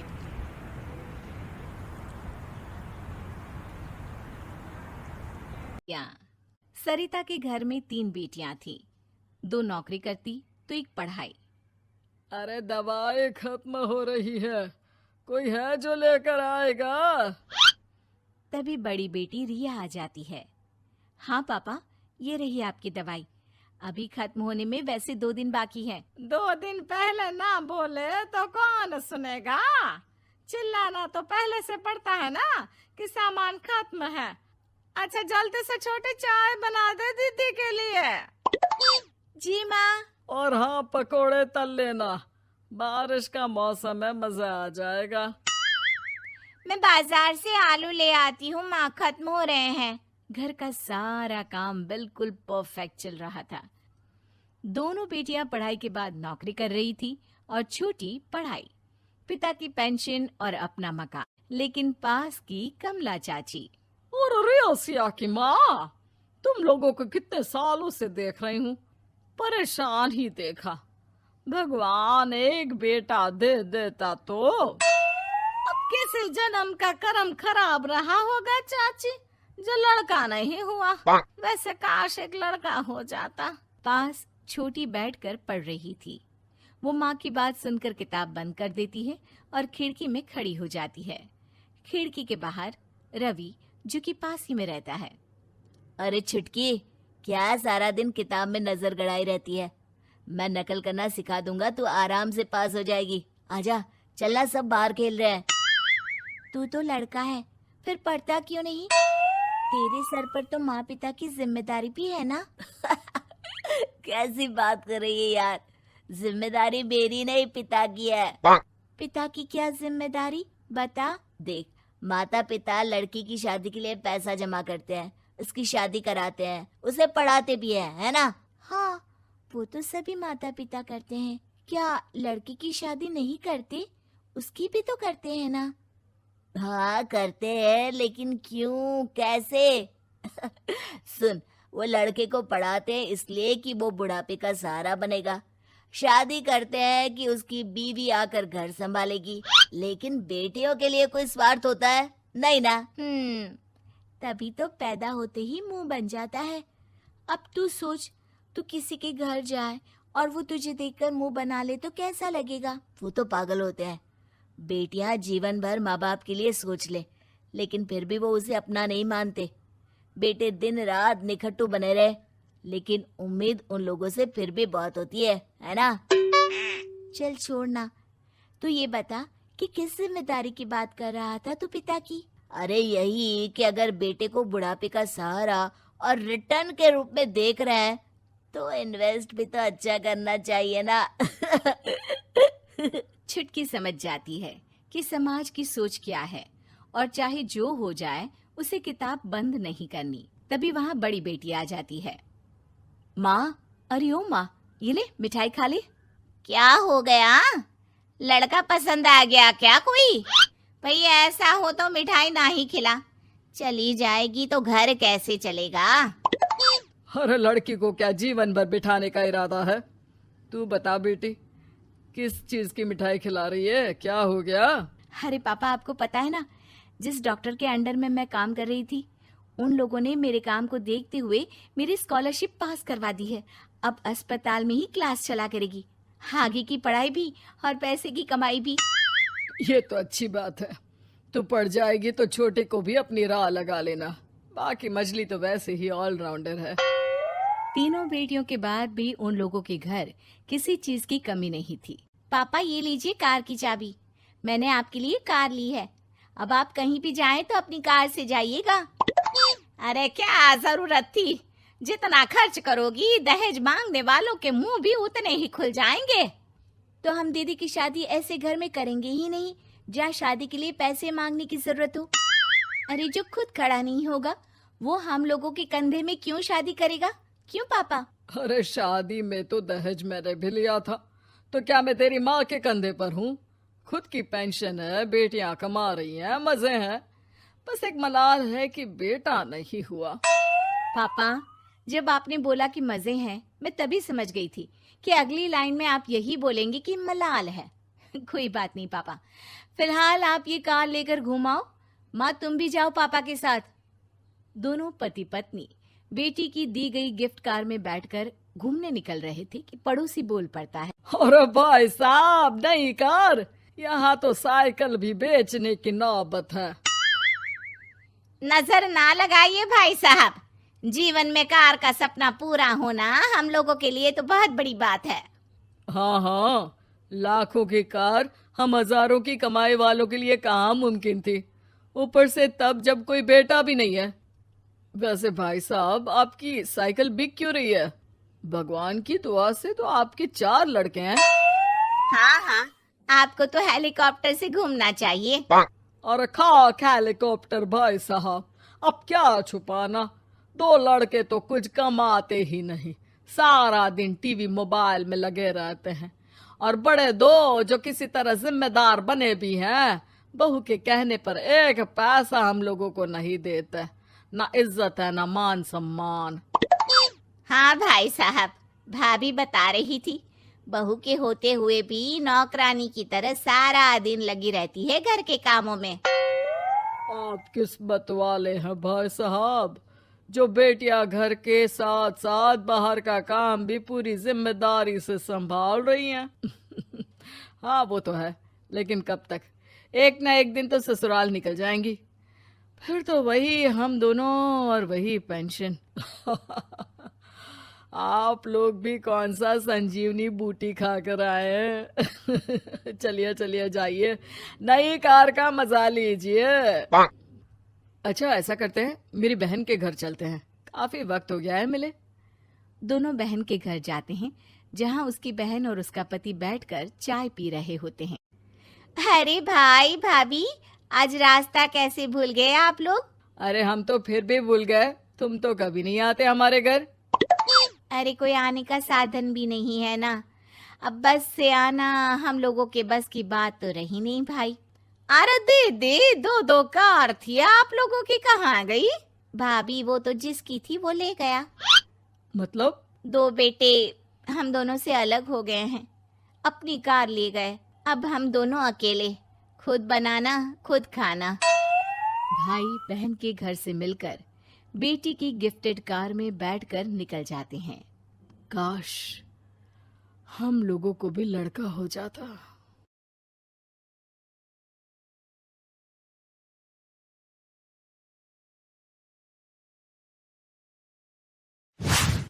अरे माँ जी, जल्दी चलिए, देखिए आपके घर के बाहर एम्बुलेंस आई है। गायत्री भागती हुई दरवाजे पर आती है। तभी उसकी बहू चांदनी को एम्बुलेंस से बाहर लाया जाता है। हे भगवान, ये मेरी बहू को क्या हो गया? एक्सीडेंट हो गया माँ जी। अरे लेकिन ये कैसा एक्सीडेंट है? चोट तो कहीं नजर नहीं आ रही। अरे माँ जी, दिमाग में अंदरूनी चोट लगी है और ये अपनी याददाश्त खो बैठी है। हैं? मेरी बहू याददाश्त खो बैठी है, अब क्या होगा? अब फिक्र मत करिए, बस इनका अच्छे तरीके से ख्याल रखिए। मैंने दवाइयाँ दे दी हैं, अब मैं चलता हूँ। अगले दिन अब तेरी तबीयत कैसी है बहू?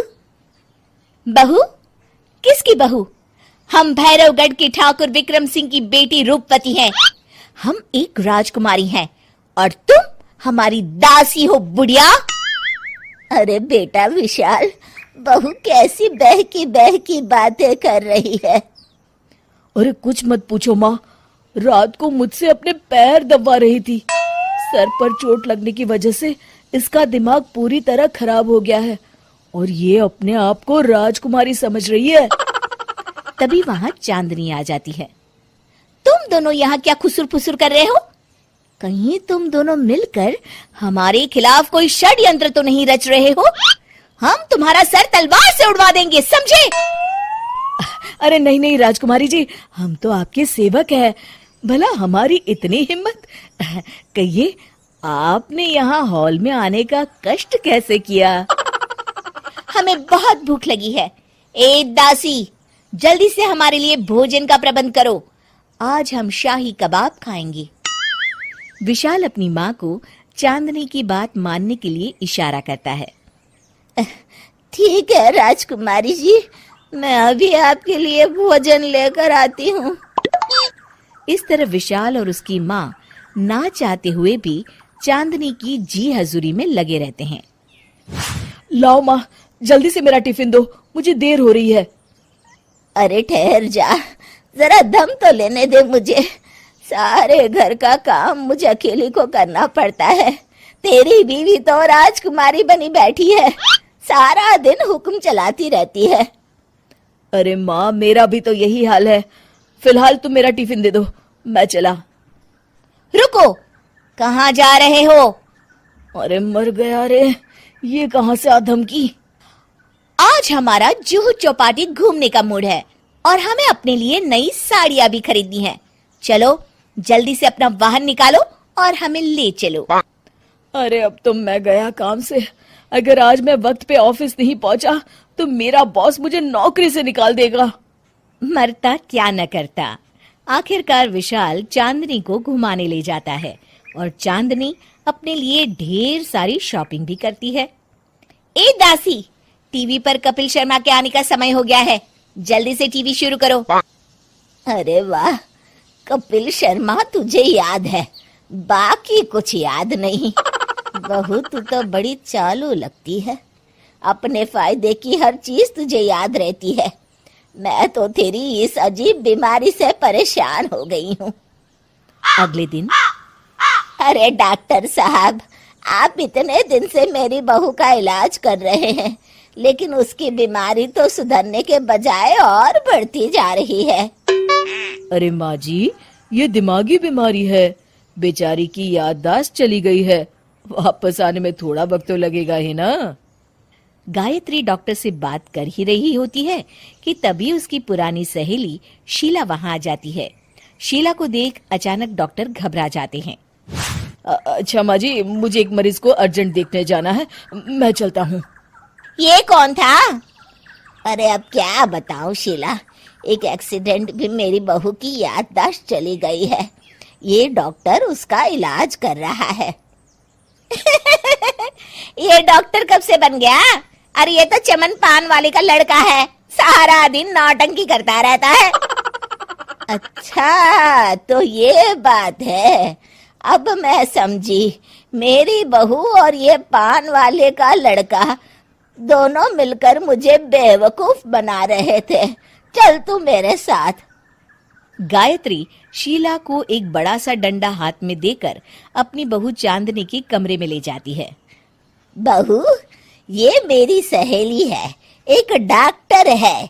इसने तेरे जैसे न जाने कितनों का इलाज 2 मिनट में कर दिया है। इसका कहना है कि सर पर जहाँ चोट लगी हो, अगर उसी जगह दोबारा किसी बड़े डंडे से जोर से मारा जाए तो मरीज की याददाश्त वापस आ जाती है। देख, हम डंडा भी लाए हैं। अपनी सास की बातें सुनकर और हाथ में बड़ा डंडा देख चांदनी घबरा जाती है। अरे बाप रे, मैं तो फंस गई। इस डंडे की एक बार की वार से ही मैं तो चारों खाने चित हो जाऊंगी। अब क्या करूं, क्या करूं, क्या करूं? लेकिन गायत्री, डंडा सर पर ठीक उसी जगह लगना चाहिए जहाँ चोट लगी है। अरे तू चिंता मत कर, 2-4 बार मारूंगी तो एक बार तो सही जगह लग ही जाएगा ना। चल बहू, तैयार हो जा। अरे नहीं नहीं माँ जी, मुझे मत मारिए। दरअसल घर के काम करने से बचने के लिए मैंने ये सब नाटक किया था। मुझे माफ कर दीजिए, मैं कान पकड़ती हूँ। दोबारा ऐसी गलती कभी नहीं करूंगी।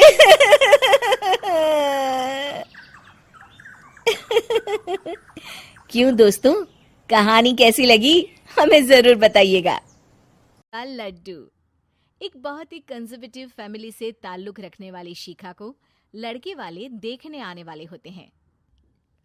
पता है शिखा, ये लड़का बहुत ही अच्छा है। अगर ये हाँ बोल देना तो सोच की बन गई तेरी किस्मत। वाह जी वाह, लड़के ने हाँ कर दी तो किस्मत, और ना कर दी तो जाने दोगी ना दोस्तों के साथ ऋषिकेश? बोलो माँ। अरे कुछ तो शर्म कर लड़की, जब देखो तब घूमना। अरे तेरी उम्र में तो मेरे बच्चे हो गए थे। तभी अभी अपने परिवार के साथ आ जाता है। वो शिखा की ओर देखता ही नहीं है, जबकि शिखा उसे घूर रही होती है। अरे शिखा, अभी को घर दिखाओ। अरे नहीं नहीं आंटी। अरे जाओ ना, घर देख कर आओ। शिखा से बात भी कर लेना और समझ भी लो एक दूसरे को। शिखा, जिसे पहले भी कई लड़के देख कर जा चुके थे, उसके लिए ये बड़ी बात नहीं थी। ये टेरेस है, यहाँ से शहर का सबसे अच्छा व्यू दिखता है। मुझे व्यू देखने का बड़ा शौक है। देखो, मैं तुमसे शादी नहीं कर सकता। शिखा अभी की तरफ देखने लगती है। अब मैं किसी और से प्यार करता हूँ। माँ नहीं मान रही है, इसलिए रोज एक लड़की दिखाने ले जाती है। देखो तुम मना कर देना। हेलो मिस्टर आशिक, मैं क्यों मना कर दूं? तुम्हारी प्रॉब्लम है, तुम मना कर दो। और हाँ, थोड़ा जल्दी कर देना, कल मुझे दोस्तों के साथ जाना है कहीं। देखो, मैं मना करूंगा तो माँ को शक हो जाएगा। अरे तो मैं क्या करूं? फुकट में टाइम खराब कर दिया। दोनों नीचे आते हैं, जहाँ अभी का मुंह लटका होता है। हाँ बेटा, कैसा लगा घर? माँ, मुझे अभी पसंद नहीं है, मैं इससे शादी नहीं कर सकती हूँ। अरे कैसी बात कर रही हो बेटी? वो ठीक कह रही है आंटी, मैं भी इससे शादी नहीं कर सकता। सभी चले जाते हैं। माँ, उसका कहीं और प्यार व्यार चल रहा था, बोला तुम मना कर दो तो मैंने मना कर दिया। झूठ बोल रही है तू। मुझे तो लगता है कि तेरा ही कहीं तौबा तौबा माँ, कैसी बात कर रही हो? अब जल्दी से मैं चली पैकिंग करने। वहीं अभी के घर उसकी माँ। देखा, उस लड़की ने खुद ही मना कर दिया। अरे मेरी तो किस्मत ही खराब है। जिस लड़की के पीछे तू लगा है वो जानता भी है कैसी है। बेटा वो तेरे साथ तेरे पैसों के लिए है सिर्फ, क्यों समझ नहीं रहा? शिखा जैसी लड़कियां जिस घर की बहू बनेगी उजाला करेगी घर में। लेकिन माँ, रिमी भी अच्छी लड़की है, एक बार मेरे कहने पर मिल तो लो उससे। ले आना कल। अभी खुश हो जाता है और अगले दिन रिमी को लेकर माँ के पास पहुंचता है। पता है रिमी, कल माँ फिर एक लड़की को दिखाने ले गई थी। मैंने तो उस लड़की से साफ कह दिया कि मैं किसी और से प्यार करता हूँ। तुम्हारी माँ की उम्र हो रही है, लेकिन समझ नहीं आता, ना खुद चैन लेगी ना लेने देगी। तभी वहां माँ आ जाती है। किसके चैन की बात कर रही हो रिमी? अभी मुझे जरा पानी ला दोगी प्लीज? मैं तब तक आंटी से बात करती हूँ। ओके ठीक है माँ, प्लीज रिमी को समझने की कोशिश करना। And Rimi, be sweet as you are. अभी चला जाता है, लेकिन फिर वो किसी काम से वापस माँ के पास आता है, जहाँ उसके कान में रिम्मी की आवाज पड़ती है। देख बुढ़िया, तुझे सास बनवाने का मुझे कोई शौक नहीं है, लेकिन करो क्या, तेरे बेटे से मोटी पार्टी को समझ में नहीं आ रही है। तभी वहां अभी आ जाता है। ये कैसे बात कर रही है तू मेरी माँ से? चिल्लाओ मत, मैं किसी की ऊंची आवाज नहीं सुन सकती। माँ, आप इस लड़की के बारे में सच बोल रही थी। निकल जाओ मेरे घर से।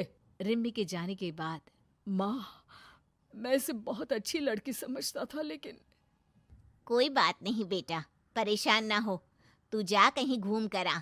अब क्या, एक और शिखा निकली ऋषिकेश के लिए, तो अभी भी वहीं आ जाता है और दोनों का आमना सामना हो जाता है।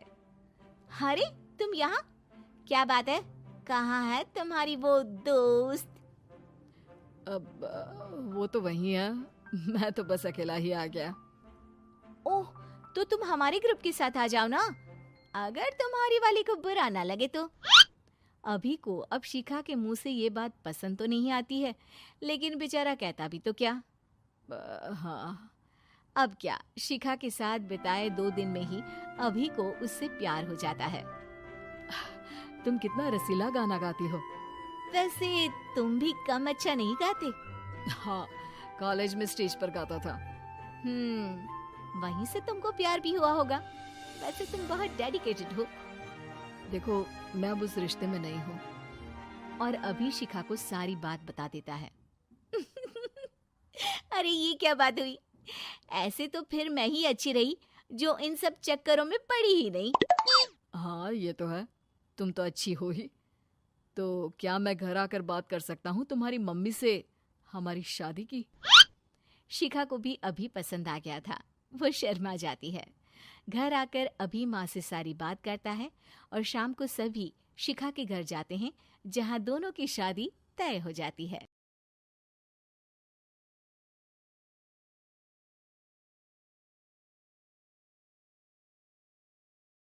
साली आधी घरवाली। सिमरन की छोटी बहन विभा माँ के होते हुए भी सिमरन के ही पीछे लगी रहती थी।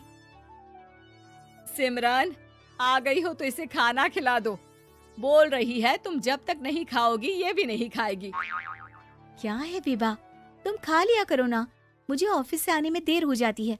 और कोई छोटी बच्ची तो हो नहीं तुम, जो खाना भी नहीं खाती हो कि दीदी आएगी तो ही खाऊंगी। हाँ हाँ, छोटी बच्ची ही समझ लो। और एक बात, जब आपको पता है कि मैं आपके बिना नहीं खाती हूँ, तो रोज रोज क्यों बोलती हो?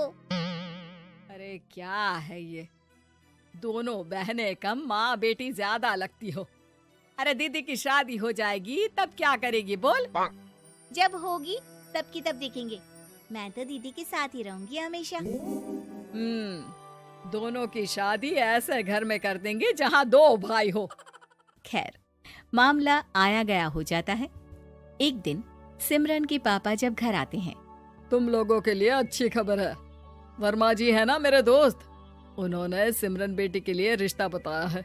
बहुत अच्छा लड़का है, सिमरन को भी पसंद कर लिया है और कल वो लोग आ रहे हैं सिमरन को देखने अपने घर। सिद्धांत अपने माता पिता के साथ सिमरन को देखने आता है। उसे सिमरन अच्छी लगती है और शादी तय हो जाती है। सिद्धांत की माँ कहती है, अब तो हम लोग ले जाएंगे जल्द ही अपनी सिमरन को यहाँ से। अरे हाँ हाँ, क्यों नहीं, आपकी ही है अब तो हमारी बेटी। दूर खड़ी विभा सब सुन रही होती है।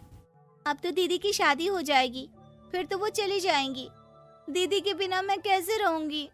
कुछ ना कुछ तो करना ही होगा जिससे दीदी की शादी ही ना हो। सभी के जाने के बाद क्या शादी के बाद दीदी हम लोगों के साथ नहीं रहेंगी? अरे नहीं तो फिर क्यों रहेगी, शादी हो जाएगी तो अपने घर चली जाएगी ना। तो मैं भी जाऊंगी उनके साथ, मेरा भी सामान पैक कर देना। अरे कैसे बात कर रही हो विभा, दीदी के ससुराल छोटी बहन नहीं जाती। हाँ, कभी कभी जाकर मिलाना और रोज फोन पर भी बात कर लेना, ठीक है? नहीं पापा, आप तो जानते हैं मैं दीदी के बिना खाना भी नहीं खाती, ना ही मुझे उनके बिना नींद आती है।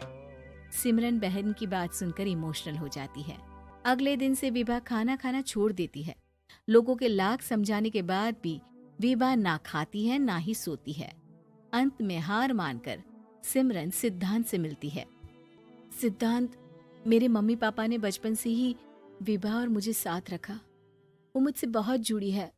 मुझे उसकी टेंशन रहेगी शादी के बाद, क्योंकि वो मेरे बिना नहीं रह सकती है। अरे ये तो छोटी सी बात है, वो हम लोगों के साथ हमारे घर में रह सकती है। जब उसकी अकल आ जाएगी या वो समझ जाएगी कि तुम्हारा घर वो नहीं बल्कि ये है, तो हम उसे घर छोड़ आएंगे, ठीक है? सिमरन खुश हो जाती है क्योंकि वो यही चाहती थी। वो माँ पिता से बात कर लेती है। अरे कैसी बात कर रही हो सिमरन, भला बेटी के ससुराल में हम छोटी बहन को कैसे भेज दे? जमाना क्या कहेगा? अरे तू पागल हो गया है, मना कर दे। इस शादी में इन लोगों का तो ये चलता ही रहेगा। कभी बहन यहाँ आ रही है, कभी वो बहन के पास जा रही है। अरे शादी हो रही है, कोई मजाक थोड़ी ना हो रहा है ना बाबा ना। माँ कैसी बात कर रही हो? सिमरन से मैं जुड़ाव महसूस कर रहा हूँ और इतनी सी बात के लिए इतनी अच्छी लड़की को कैसे छोड़ सकता हूँ? सिद्धांत की भी जिद होती है कि वो सिर्फ सिमरन से ही शादी करेगा, और होता भी वैसा ही है। सिद्धांत और सिमरन की शादी हो जाती है और दहेज में आ जाती है विभा। शादी के बाद बुआ सास कहती है,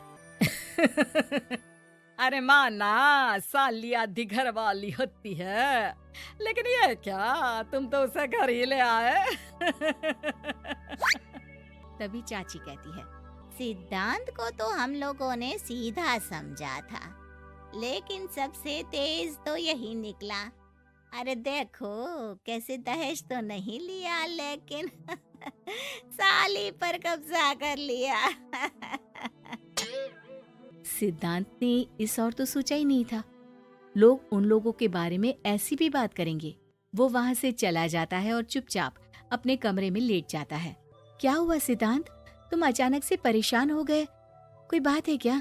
अरे नहीं, वो थक गया था ना, शादी की सारी तैयारी और रस्मों के बीच सोच रहा हूँ थोड़ा आराम कर लूं।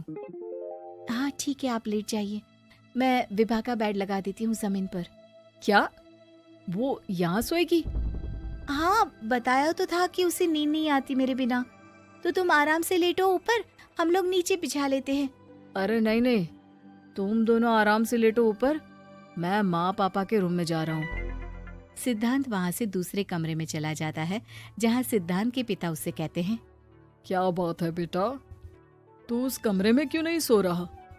बहू से लड़ाई हो गई है क्या शादी के पहले दिन ही? अब नहीं पापा, वो दोनों बहनों को बात करनी थी और मुझे नींद आ रही है, तो मैं यहाँ सोने चला आया। अगले दिन सिद्धांत तैयार होकर ऑफिस जाता है। ऑफिस में लंच के वक्त दोस्त कहता है, क्या बात है सिद्धांत, इतना सारा खाना एक ही दिन में? हाँ यार, वो सिमरन को खाना बनाने का शौक है तो उसी ने बनाया है। यार हम लोगों की तो सिर्फ एक ही बीवी है, इसकी तो दो है ना। सिद्धांत को गुस्सा आ जाता है। कैसी बात कर रहा है तू? अरे तू तो भाग्यशाली है जो बीवी के साथ साथ साली भी आ गई।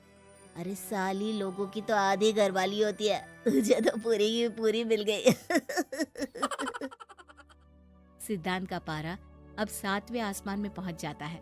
वो खड़ा होकर उस लड़के से लड़ने लगता है।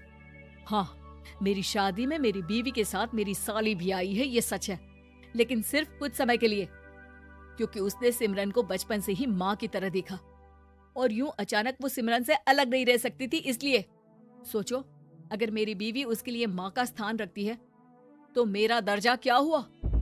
तभी वहां बॉस आ जाता है। माफ करना सिद्धांत, यहाँ इस मेंटल लेवल के लोग हैं। जरूरी नहीं साली सिर्फ आधी घरवाली ही हो, कभी वो छोटी बहन तो कभी बेटी भी होती है। वेल डन सिद्धांत। सिद्धांत को अब ऑफिस में कोई कुछ नहीं कहता, लेकिन आस पड़ोस का वो तो वही हाल रहता है। सिद्धांत ऑफिस से घर की ओर आ रहा होता है कि रास्ते में उसे अपनी कॉलोनी का दोस्त मिल जाता है। क्या बात है, चेहरे की चमक बता रही है, शादी से बड़ा खुश है तू, क्यों? हाँ यार, अच्छी लड़की और अच्छा परिवार मिलना कहाँ होता है जल्दी आजकल। यार हमें भी दिला देना ऐसा परिवार जहाँ एक के साथ एक फ्री की स्कीम चल रही हो। सिद्धांत को फिर गुस्सा आ जाता है। वो दोस्त को मारने के लिए हाथ उठाता ही है कि वहाँ विभा आ जाती है। अरे जीजू रहने दीजिए ना, ये लोग नहीं समझेंगे कि इंसानियत क्या होती है। ये सच है कि दीदी से कैसे दूर रहना, ये मुझे पता नहीं था। आपने मुझे दीदी के पास रहने का मौका देकर ये समझने का मौका दिया कि लड़की का असली घर उसका ससुराल होता है। मैं समझ चुकी हूँ, मैं जा रही हूँ जीजू, लेकिन मैं खुश हूँ कि आपने मुझे अपनी छोटी बहन समझा। सभी उन लोगों को देखकर ताली बजाने लगते हैं। विभा अपने घर चली जाती है और सिद्धांत खुशी खुशी सिमरन के साथ रहने लगता है।